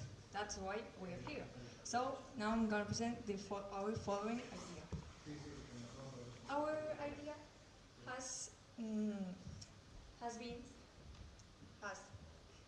sorry. Well, nowadays, as we all know, tourist accommodations accumulate a huge quantity of lost and disposable objects at the end of the summer and other high tourist seasons. And the main problem of that is that these tourist accommodations doesn't know how to recycle those objects, and that creates a huge quantity of environmental waste, and we don't want environmental waste. Then, that's why we have created an app called Semi-Life. Here is our logo. It's a cat that has 7 lives here in Europe, and that's why it's our logo. As the objects that will be recycled by those tourist accommodations will have another, I don't know if 7 lives, but almost 2 lives will have. So, well, our app consists of, will be used by tourist accommodations, so their workers could classify the lost objects to see if they can have another life or they can be reused or something. Then, the benefits that we have for the enterprises using our app, would be discounts in the shopping of those recycled objects, like, I don't know, maybe a bicycle that a kid has left in a camping. Then, this bicycle would be recycled in a concrete enterprise, and another enterprise, maybe, I don't know, a food enterprise, would give some discounts to this camping, for example. And I think I don't have left anything. So that's the purpose of our app. Thank you so much.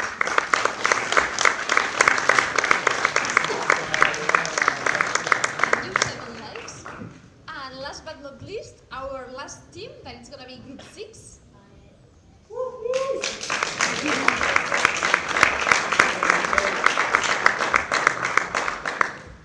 So I'm Marichi, my group is over there. We have a provisional name for the project, we call it iPath. The idea here is that we are offering a service through a technological tool. So first I'm going to explain this, and then all the benefits and positive impacts we strive from that.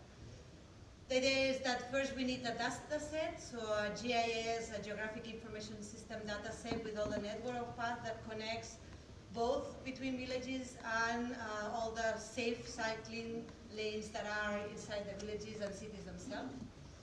With all this information, we need to create a technological tool that uses all this information and can answer queries when we ask the system which is the easiest, the safest, the fastest path to go from one place to the other. So there should be a recommender system included in this. And then once we've got this tool, it's something that has a backend on the regional authority that can be used, that can use all this information to manage their infrastructure, in this case the path, cycling lanes and all this. And there is a user interface that can be both tourists trying to visit in a local area, city, or they are based on an accommodation and they want to go from one place to the other without using a car. So that would be the use for the tourists. And it can also be used for locals that commute from their place where they live to where they work. So they can forget about driving, use their bicycle, and nowadays with electric bikes and all this, we know that in a range of 10 to 15, up to 20 kilometers, it's feasible to use a bicycle to go to work. So that would be the tool we would be developing. In terms of benefits, it means that we are using less cars, we have less pollutions in the city. We are also investing in our own health, so we have a more active life. Our tourists, that most of them, not here, it's funny because we have more days of sun than of rain than many parts of Europe, and many of our visitors that come from northern Europe, they can be biking, snowing, raining, wherever. So we'll have lots of visitors, very active visitors that would love to know which are the safest ways to go from one place to the other by bike without using or renting a car. So we would be solving all this because we would give them clear, structured information of how to go from one place to the other safely. In terms of commuting, it's the same. Benefits, other benefits that we get, apart from health, is that we will be bring an important change to local communities in terms that we know relationships change a lot and are very different from when we are closed inside a car driving on our own, or if we are walking or biking in a territory. We know relationships change quite a lot and they promote the local economy and local shopping. So that would bring quite a big change in relationships in the local communities. And therefore we would also be building a local community, both online but also offline, present in the area. One of the important things of this project is that once you get the engine, the core, the digital tool, you can add all the information of all the places you want, regional, countries, whatever. So this can grow all what you would like to grow. Once you've got the core, the technical tool, this can be applied anywhere and can be used both for users, locals, tourists, and for local administrations to manage mobility and soft mobility flows, which is very important nowadays in terms of controlling the pollution in the cities, bringing less cars, just gaining more space in the streets for people on foot or by bike than by car. Nowadays it's completely, that hasn't got a good proportion in this because most of the space of our street is dedicated to the cars and not to the people. So we would be trying to bring a big change in all this and have a positive effect in many, many aspects into local communities and also for our visitors. So that's the idea.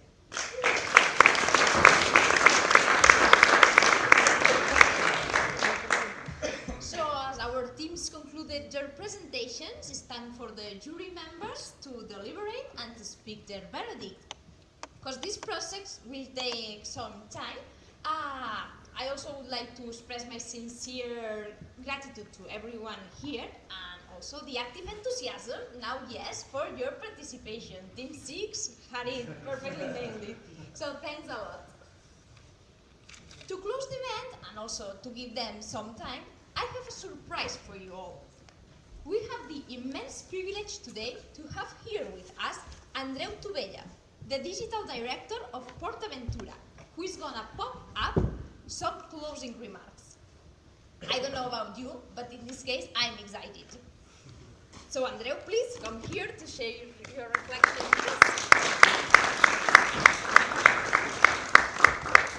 Hi everyone, thanks. Can you hear me well? Right. Well, first, thanks for having me here. I think it's also interesting, let's say, to work with Ferreus and all the initiatives that you guys are working on. So it's great to hear, it's great to see. And today, basically, the plan was a bit of talking a bit of how do we harness cutting-edge technologies to create, in this case, very exciting and unforgettable guest experiences, right? The first point I want to make, well, the first point is actually, let me talk like 2 seconds about PortAventura, because some of you guys are international, so I guess you might not know about PortAventura. PortAventura is the largest theme park resort in the world in the south of Europe, right? So there's about 3 parks, 7 hotels, and we have about 5.5 million visits a year, right? So a very, very large park that is basically across the street from here. So within PortAventura, obviously, what you have to imagine is that we work in what we call location-based entertainment. So it's a very niche part of entertainment, but we also obviously communicate with the tourism industry. And what we do in the end, the way we see our mission, our vision, and I'm saying that because there's a reason afterwards, what we do is we create unforgettable memories. That's our main mantra, right? And that's quite important because all the company flows from that idea. In this case, what I wanted to do is, first of all, frame a bit of the conversation today, right? And in order to implement new technologies, the first thing I want to make sure is that, at least in my opinion, there should be a difference between having a goal of implementing new technologies and leveraging the technology to solve problems, right? What happens many times, and I mean, how many of you guys have used ChatGPT? I'm gonna guess, let's say, raise hands. Right? So ChatGPT, end of last year, in a month, 100 million users, right? So the AI sort of FOMO started last year, right? The year before, what was it the year before? Facebook changing that into Meta, right? So everyone was talking about Meta, Metaverse, Roblox, and so on, right? So the challenge with the tech is that it's changing so quickly, so rapidly, that we tend to FOMO into it. And we then change the focus from actually solving a customer problem to launching new technologies, right? And I'm saying that while I'm an engineer, I'm a technologist, and that's what I do for a living, right? So my first bias would be, hey, let's build something cool. But cool doesn't make money, right? So the first point that I want to make sure is that, in general, everyone should understand that we're here to solve customer problems or to deliver great experiences, not to implement new technology. The technology is a means to an end. That's why sometimes, I mean, here you have to be careful, let's say, but I write technology as a commodity, right? Technology is not a commodity. Technology can be a USP, it can be a unique selling point, can create a competitive advantage in companies, right? But the moment that you think that the goal is to build technology, sometimes you miss the point, especially at the beginning for startups, right? Small companies that will focus on building a product, building technology, but not on solving problems. But I've seen some of you already talk about customer problems, right? So I will always entice you to first try and understand the customer, try and understand the problem, and then find a technological solution that solves that problem, yeah? And especially, obviously, with the tourism sector in mind, that is even more important. The example that I tend to use here is the metaverse, right? PortAventura is a resort, it's a theme park, right? So what would be let's say, the FOMO approach? When we heard about the metaverse, we obviously looked into the metaverse, right? So the first idea was create a clone of the park in the metaverse, right? That's technology for technology's sake, right? We didn't look at what the customer will do in the metaverse, right? So how many people would go in a digital world and see like a representation of the physical park? It's not that interesting, is it? Right? On the other hand, if you think, okay, what are people doing in the metaverse? What are their problems? What can we offer them? And what do we have as PortAventura in that case to offer them? That changes the whole approach, and then you create native experiences for the metaverse. Big difference. Yeah? Hopefully you guys get it, but any questions, obviously let me know afterwards. So because of that, PortAventura strategically last year, well, 2022, let's say, end of 2022, we decided to create what we call now Adventure Labs, right? So Adventure Labs is basically a unit of builders, big, like important word, builders, that live with latest technologies and then understand customers and use technologies to build digital products and launch them and iterate them quickly with PortAventura, right? So it's a new unit, it's quite new. It's been announced a bit on the press, but you'll hear more about it because we have many launches this year. Yeah. So important things here is that we understand AI, we understand blockchain, we understand Web3, we understand NFTs, and we're looking at tracking these technologies as we move forward. But we're not building for building's sake. Yeah? And what we do is we have a very robust process to identify opportunities, launch POCs, get data, and then basically build, measure, learn, right? I've seen the business model generation canvas earlier in a quick slide, so I'm guessing that you guys are quite aware of the lean methodologies, right? So what we do is we iterate quickly and use data to inform our decisions, right? So here I'll explain a bit of what we do. But before that, I wanted to make a comparison. I always tend to use that comparison in case that you also find it useful for your own ventures, if you will. But the way we see PortAventura in that sense, or the theme parks, I always compare with the Formula One. I mean, if you look at what Formula One is to the automotive industry, is that they are at the forefront of it, right? So any innovation, they have CapEx, they have a lot of money, they have people, like great engineers, they can innovate, and they test and learn very quickly on the tracks, right? Everything they build actually then gets moved into the industry afterwards, and that's where they make a lot of money.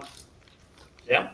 Similarly, if you look at the entertainment industry, actually theme parks have a lot in common with Formula One, even though it doesn't look like it. We do, right? So we have CapEx, we have a space, we can test quickly, we have many visitors, so we can iterate concepts and products quickly. The moment that we find what works and what doesn't, then we can scale it up outside, either in consumers, either in other parks, in the locations, airports, you name it. Yeah? So I always tend to do this comparison because it's basically part of the process, right? The fact that we have access to people means that we can test. Again, to launch new technologies, to launch innovations, is not about the tech, because it's easy for an engineer to close themselves in a room and invent a new solution that no one cares about. The question is, who cares about that solution? So get outside the building and test things with people. It's the hardest part, by the way. So normally what we do is we look at three lenses when we try to launch new products and new experiences. First one, customer. By a mile, the most important one. Yeah? Second, obviously, technology, so we have to be aware of new technologies. And then what we do is we look at our industry. I mean, if you build something that everyone has built, I don't know, maybe talk to them and use it, right? Rather than reinvent it. So let's look at customer quickly. And hopefully, some of the things we say here, you guys can use as well, right?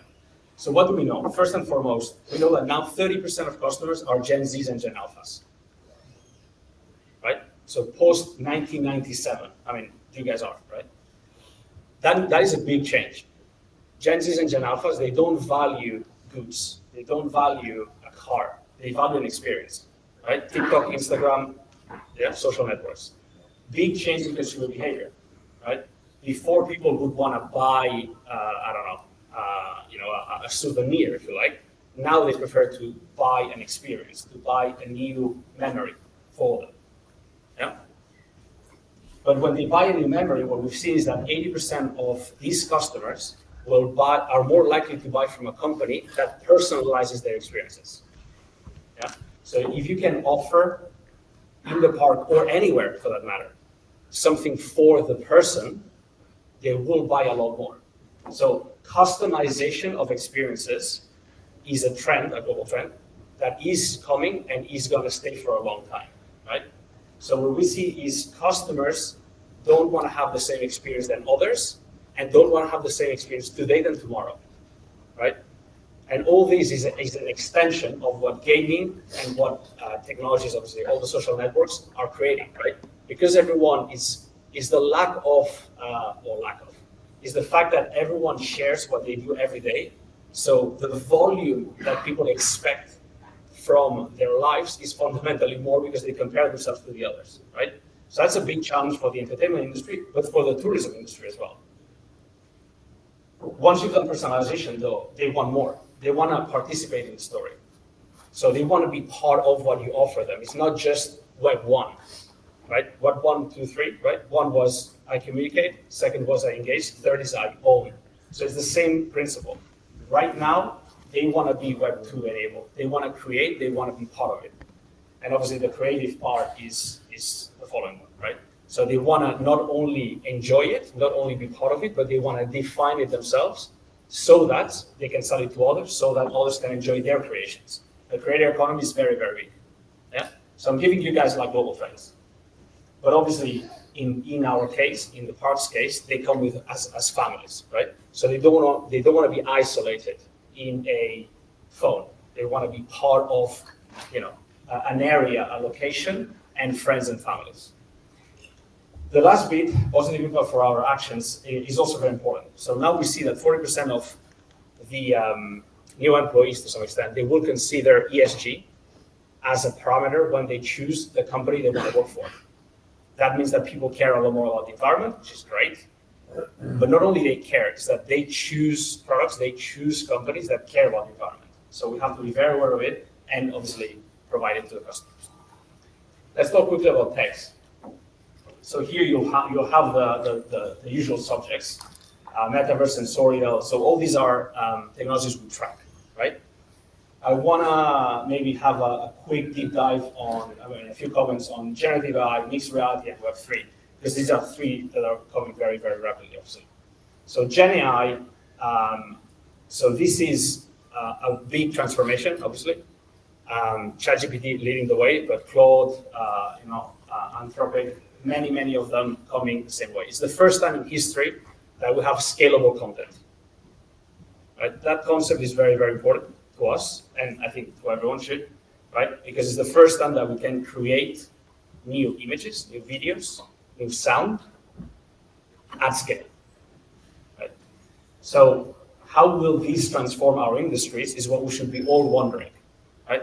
What can we offer? So hopefully you're starting to see the link between the beginning, like customer, and this, right? People want more volume.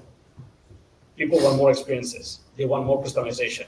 And the problem is that if you want to offer more volume, more customization, you need either more people to create them, either something to automate. So Gen AI plays a big role in here, right? The moment that you can leverage Gen AI to produce volume, then you have a big problem. Web3, how many of you are aware of Web3, by the way? Okay, not many, okay, a few. Okay, Web3, crucial, still early stage, but Web3 is all about personalization, right? It's the moment that, let's say you have a wallet on the cloud, and I know who you are digitally, because you allow me to know, right? So it's not about cookies, it's about personalization through wallets. So we're looking at all this world very actively, and NFTs, or digital collectibles nowadays, will be a big part, and you'll see an example later, right? Last one is mixed reality. So this is a massive change for us. About 3 months ago, Vision Pro launched. How many of you are aware? Vision Pro, Apple? How many? Yeah, a few, right? So Vision Pro, early 2024, Quest 3, end of last year. These two devices are fundamentally transforming the industry. Because it's the first time, again, technology goes in, it's not linear, there's an S-curve. That moment for me is a bit of the iPhone moment, right? Quest 3s are cheap, 500 quid, euros. And this is a new piece of hardware that now can create 10x better experiences. Right? So in a nutshell, this will change, I believe, the way that parks operate, complementary with physical devices, but the tourism industry in general will fundamentally change because of that. Right? We haven't seen devices like that at this price point ever. So yeah, big work on that end, and many new things that we're working on that will be launched in the next few months. Yeah. Finally, and that's much more particular to the LBE industry, so location-based entertainment industry, but you will see similar trends, right? What we have at the moment is the parks themselves at the moment are on and off, right? So either you turn them on, so everyone has the same experience, either you turn them off and no one has it, right? There's no modularity, right? So we need to go into a much more modular world so we can offer more modular experiences, more customized experiences. People obviously want countless experiences, but we have big challenges, right? Just to give you an idea, a new ride will be, small ride, 25 million, 25, 30 million, right? medium-sized rides, so big rides, let's say, they're more on the 300 million. New areas, you're talking about a billion. Yeah? So think about how can we scale, how can we create countless experiences with these CapEx.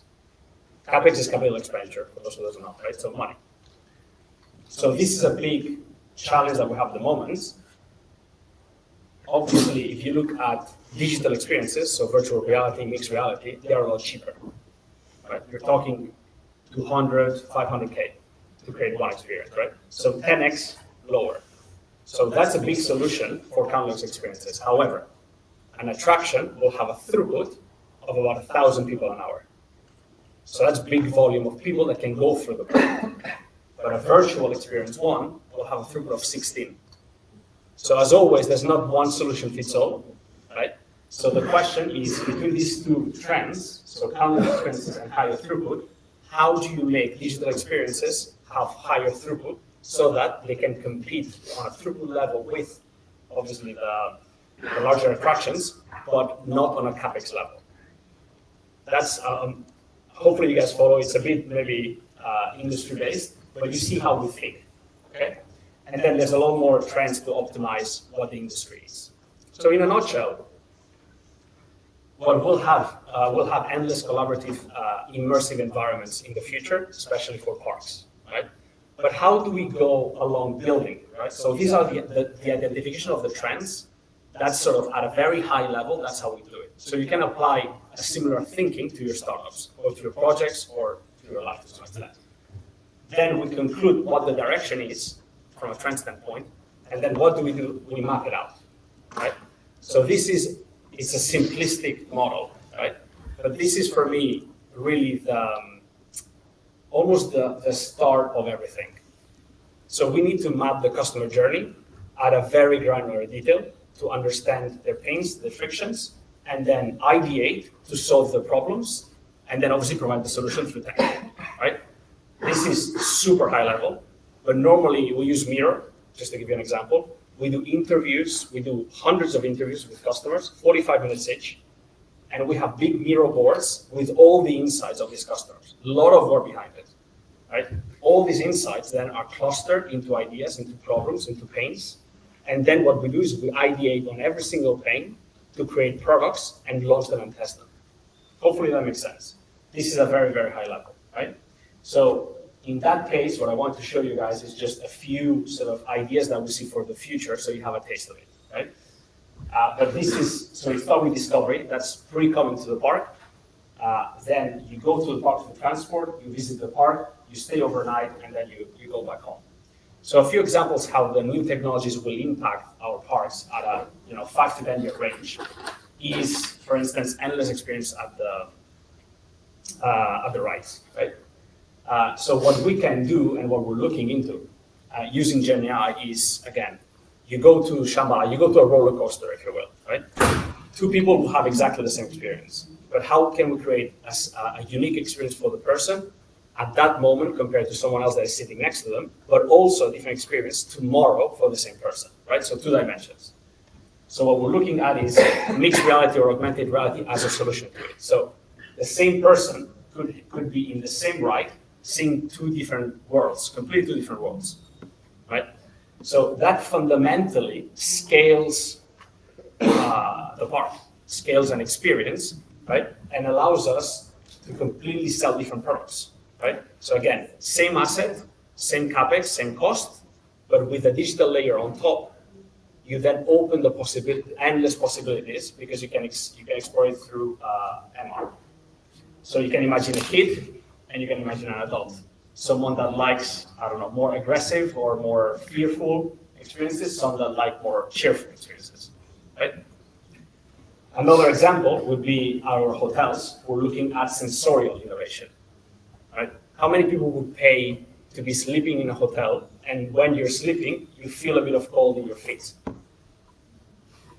right? Suddenly, you're a bit scared. It's the middle of the night, you're scared, you have cold in your feet, you wake up and you have a mirror in front of you. And where you have the mirror, you see ghosts coming to you, right? I wouldn't, but many people would pay for it because we have people that love terror, right? What would happen if, for instance, you want to go for breakfast in the morning, but before going for breakfast, you have to solve a puzzle in the room. Right? So you're sleeping, you wake up, I'm really hungry, but before that, you have to solve a puzzle. Well, a puzzle in the room, let's say. Right? So escape room, similar to escape room, but in hotel rooms, right? So all these through sensorial can be done. But again, where does that come from? People are asking for these things. Right? They want more immersion. Right? We're not doing this for doing its sake. There is a reason that we do it. There's a need. Yeah. Last but not least, obviously NFTs, digital collectibles. So customers, they want memories and they want unicity, right? So to some extent, you could, obviously one would be a simple one, offer an image for your wallet that you can store. For me, if an NFT doesn't have a utility, it's a bit pointless. But through blockchain, you could actually have a proof that you have gone to an attraction. You can have proof that you have gone to Red Force, which is the largest one, right? You can have proof that you have been brave enough to do something, right? At that moment, you can unlock things, right? If you're brave enough to do that, you are allowed to do something else, right? You can go to another park and go to a specific attraction because you have the wallet that has the proof in the blockchain what you've done before. Suddenly, all the parks, all the experiences in the world have a shared database, and then you become, you are traceable from the database and you can unlock different things. Again, I'm going a bit wild, but you can see the direction, right? Why not? So we're exploring all these things actively. More tangible, and that's my last one. Obviously, through all this process, we realized that VR was crucial, right? And what we decided at the end of last year was not to do one, but to do 3 VR experiences. Yeah. But very different goals. Right? Let's start with this one. The first one was using technology to enable disabled people to have also the same experience as enabled ones. What happens? You go to the park, you have a friend that is disabled, you have someone who cannot go to the attraction. Suddenly, he or she is left out of the attraction. That's a bit sad, right? On the other hand, what we built in Uncharted was a replica of the whole experience for VR. In a wheelchair, in a platform that moves. So suddenly, when they finish the attraction, they leave, and they can have the same chats that you would have when you go to an attraction. Oh, it was super, da, da, da. You can have it with someone that didn't go to the attraction, but still was part of the experience. Yeah? So technology as an enabler. For hotels, what we decided to do, so that's VRX is our brand for virtual reality. What we decided to do was to offer a VR, very small for kids experience in hotels. So what they can do now is when instead of like being in the swimming pool, they can cover it, they can come and do it for free in hotels. And the last one is powered by Zero Latency, which are providers. And you can go, it's a 200 square meter experience right outside the park, top of the range, in my opinion, the best in the world. And this is fundamentally changing the perception of people in VR. Why am I saying that? The big challenge with VR and new technologies is adoption. Customers don't know what they're missing because they've never lived through it, right? So explaining people what the offer is very challenging. If you see a big attraction, you're like, it's easy to market because it's a big structure. But if you put yourself in a different world, it's very hard to explain what that different world is. So that's one of the big challenges. But in VRX, what we see is people that go once, they leave with their eyes watering. Right? And the reviews are absolutely amazing. It's the first time that customers don't see it as gimmicky. Many of the VR games are very gimmicky. You put them, it's like, wow, but you don't go back. It's a wow factor done, right? This is a game. That's a big change that has happened recently. So what we see is people coming back. 18% of our customers at VRX come back to the experience. Okay, so it's a bit, that's what I wanted to show, a bit of the process that we follow. How do we start everything, right? First is the vision. Second, we understand customers, and then we find solutions to technology. And then what we do is we iterate quickly, right? Launch it, test it, put it out there, and talk to customers. Understand what they want, and then improve the product or service. Yeah. Hopefully that was useful. Thank you.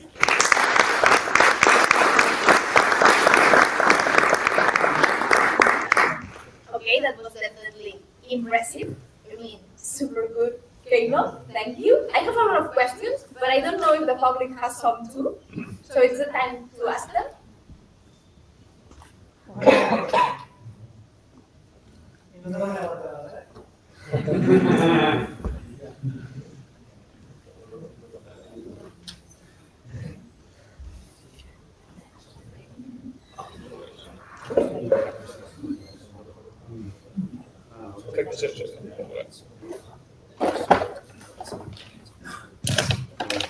Thank you.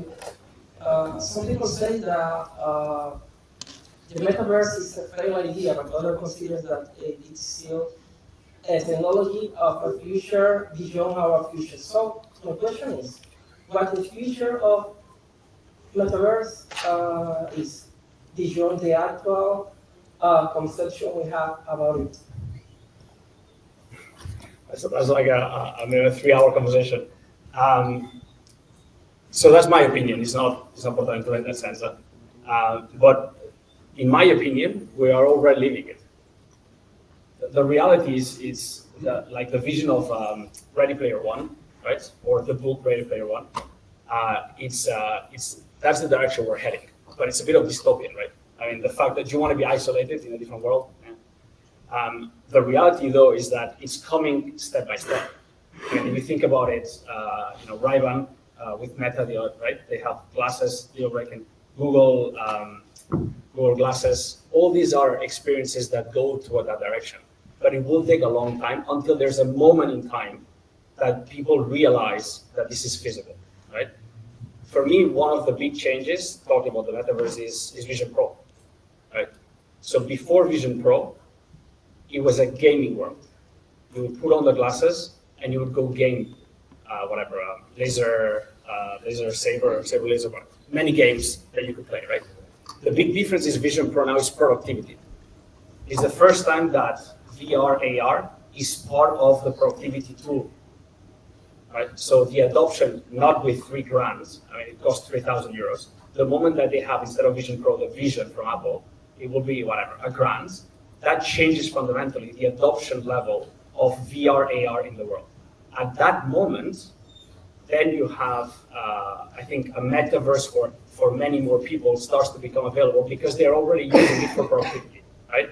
It's leveraging, what Apple is doing is leveraging the Apple ecosystem to get into people's heads. And the moment they are in people's heads, you can then offer other products. So for me, the big unlock could be Vision Pro or a product that will follow, right? So I think the direction is this, augmented worlds, that's for sure for me. I wouldn't say that dystopian as Ready Player One. Does that answer a bit? Anything else?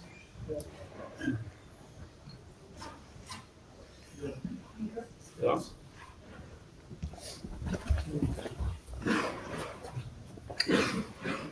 Hello. I was wondering if you are taking the Nintendo theme park as inspiration in order to achieve the goals you were telling us about of environmentally interactive user experience. Sorry, so the question is? If you are taking the Nintendo theme park as an inspiration. Oh, Nintendo. Yeah, Nintendo. The theme park as an inspiration in order to achieve the interactive user experience you're looking for. So Nintendo is definitely an inspiration. But to be quite clear, unless you have the IP, you will not have people paying or coming without the IP. It's like the other example is Harry Potter, right? So a wand, 150 euros. I mean, you pay 150 euros to do this with something in front because it's Harry Potter, right? If I create like a wand that you can use, you will not buy it because it's not Harry Potter, right? So the IP element is massive, and Nintendo is obviously world known. So if we don't have the IP, I think we have to go to a different level of interaction. So instead of going for IP play, what we're going for more is skills or experience play, right? So we have a much bigger challenge, if you will, than the likes of obviously the big guys in the world, because we have IP, but we don't have the same level of IP. So it's a lot more experience, engagement, skills, games that really kind of provide an experience without all the emotional link to the IP. Okay. Does that make sense? Yeah. In the future, is there a possibility to have a theme park such as the Ferrari one related to another IPs? I mean, possibilities are endless, right? Yeah. There's like the world is. We can do many things. Alfonso, I can know the Alfonso. Sorry, what was that?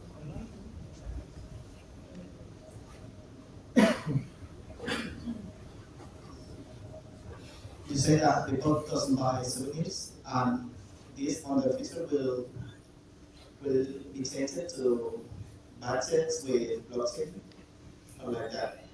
Do you think the other parts are also thinking this on this way, or have the budget have a common to all the other parts like Six Flags or Disney? Yeah. One, I mean, I'm not saying that people don't buy souvenirs. People buy many souvenirs.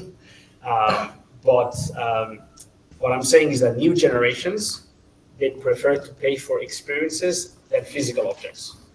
Right? I don't want to take it out of context. In terms of coordination, no, we're not coordinating across parks or anything. All these are very sort of visionary sort of directions that I believe at some stage could happen, but there's a lot of uncertainty around it. So there's not one consortium of everyone saying we're going to put all the data in the blockchain and then we're going to provide different experiences. But could the world go this way? You know, if you provide if you find the right need and you find the right product to solve the need, I think that could be a very interesting part there. Because normally parks are not fundamentally competing against each other because we have a unique asset, a unique place. The fact that you have a place, the industry is a lot more collaborative than others, right? Car companies, they compete against each other because they sell the same car, or similar cars, let's say, in the same place. But we have a location element that is, very evident.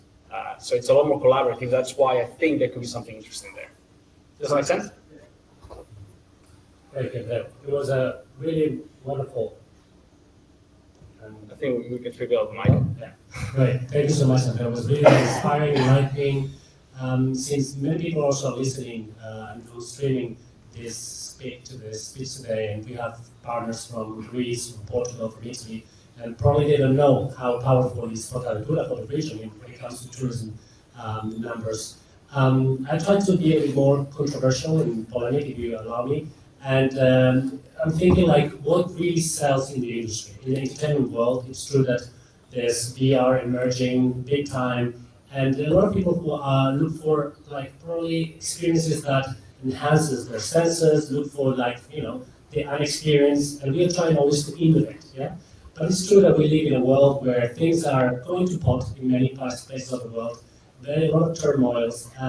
We have a huge crisis, climate crisis behind, and sometimes it feels that we live in a parallel reality where basically we just try to meet the needs of people who have the money and disposable income to enjoy in industrialized countries. But sometimes we just look behind or just look aside and we forget all the things. But have you, and this is where my question goes, is like, are there any of your future projects aiming to create experiences that really enhances or promotes things that probably don't sell that much, like peace or things that have to do with sustainability and so on and so forth? Yeah. So I mean, look, good point. 3 points. The first one is even in a world where it's struggling with entertainment, right? Netflix, and I think it's healthy to be able to disconnect from the day-to-day problems. But by all means, it's super important to take into consideration. Second point for me is Portaventura is already not only doing it, but way ahead of the industry. 30% of the electricity is already through solar first, but we're B Corp. B Corp is obviously a massive standard. We are the only theme park in the world that is B Corp. So not only we, but our supply chain cares about it. Right? So I think we're leading actually from that aspect. And third point is we are doing actually experiences that might not make that much money, but are educational. So last year we did a partnership with Wida Telefonica, right? So it's their innovation hub, if you will. we did an open call, what's called an open call. So in a nutshell, we invited startups of the world to come and launch products at PortAventura. Huge success, more than 120 startups worldwide applied. And we then created like a whole pitch day, if you will, and we selected 3 of them. And one of them is actually launching a pilot in the next few weeks about a whole experience quest-like for edutainment. That means schools can come to the park and they will do a whole gincana, whole quest, if you like, within the park, teaching them not only about environmental issues, but about what we do about it while having fun. So yes, it's not all about money. Money is a main driver for how the world works, unfortunately or fortunately in that sense. But we always take into account much more than that, right? So B Corp is a massive example. I mean, the investment to become B Corp, for those who don't know, is super, super important. Like costs a lot of money and it costs a lot of time, right? And the standards are fundamentally different. So that's one, obviously, big investment on solar. And even the park itself was well designed to have water that is reusable, right? So the water moves from one to the other, so we don't have to use that much water. So yeah, it is embedded within PortAventura, and then we launch all the bits and pieces that are more environmentally friendly. But yeah, it's a good point. Thanks.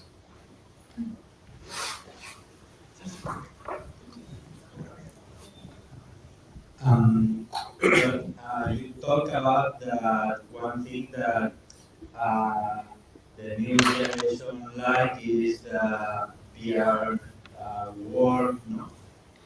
I think that a part of this is true, but another point is that there is a point that of nostalgia. Like when we were young and go to PortAventura, some things that nowadays think, wow, I wish someday return these things. The question goes like, Sammy is going to return one day. He wants the certainty. I know. So one I can answer. That's if you will. There's some things that we can talk about, but look, the reality for me is that new technology, new experiences don't mean that you lose the origin, right? So it's very different. I see it complementary. Whether CLC will be or not, we'll see in the next few years. But the way that I see it, that we see it, I think, is more, new technologies will create new experiences that are complementary to the current ones. I mean, I don't see a park where everything's digital, right? I mean, the elements of PortAventura, the elements of theme parks will stay there. And then you add new experiences for certain types of people that prefer or want them as complementary offering. Make sense? Yeah. Thank you, Andrea. You have to stay here right, because you're gonna be the one giving the prize. So who's nervous? Because it's time to reveal who's gonna win. And to do so, we have Mauro here for the San Benedetto's municipality that is gonna tell us first who's the second winner of the day. Okay. The second place goes to one roll. Group 4.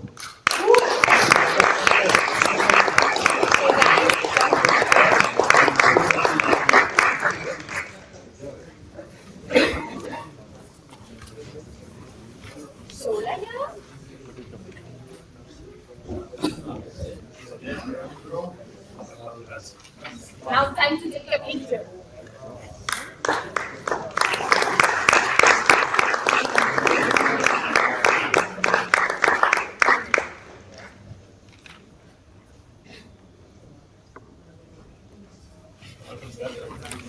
Thank you guys and congrats. Okay, and the first place. And the winner is Group 2.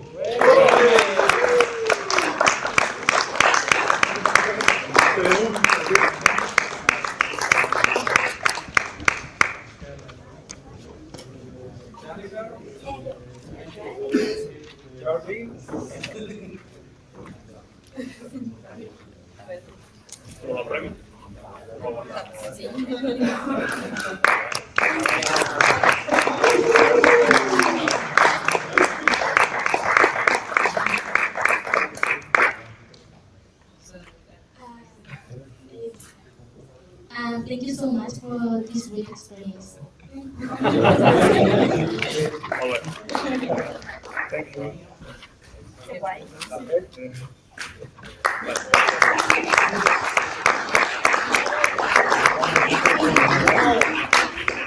Thank you all for this day. And now, if you want, we can have a little bit of a more networking there with some vermouth. And I think some of you have a great experience over there too. Ah, what about a group picture? Yeah, I like it. I like it. Yeah.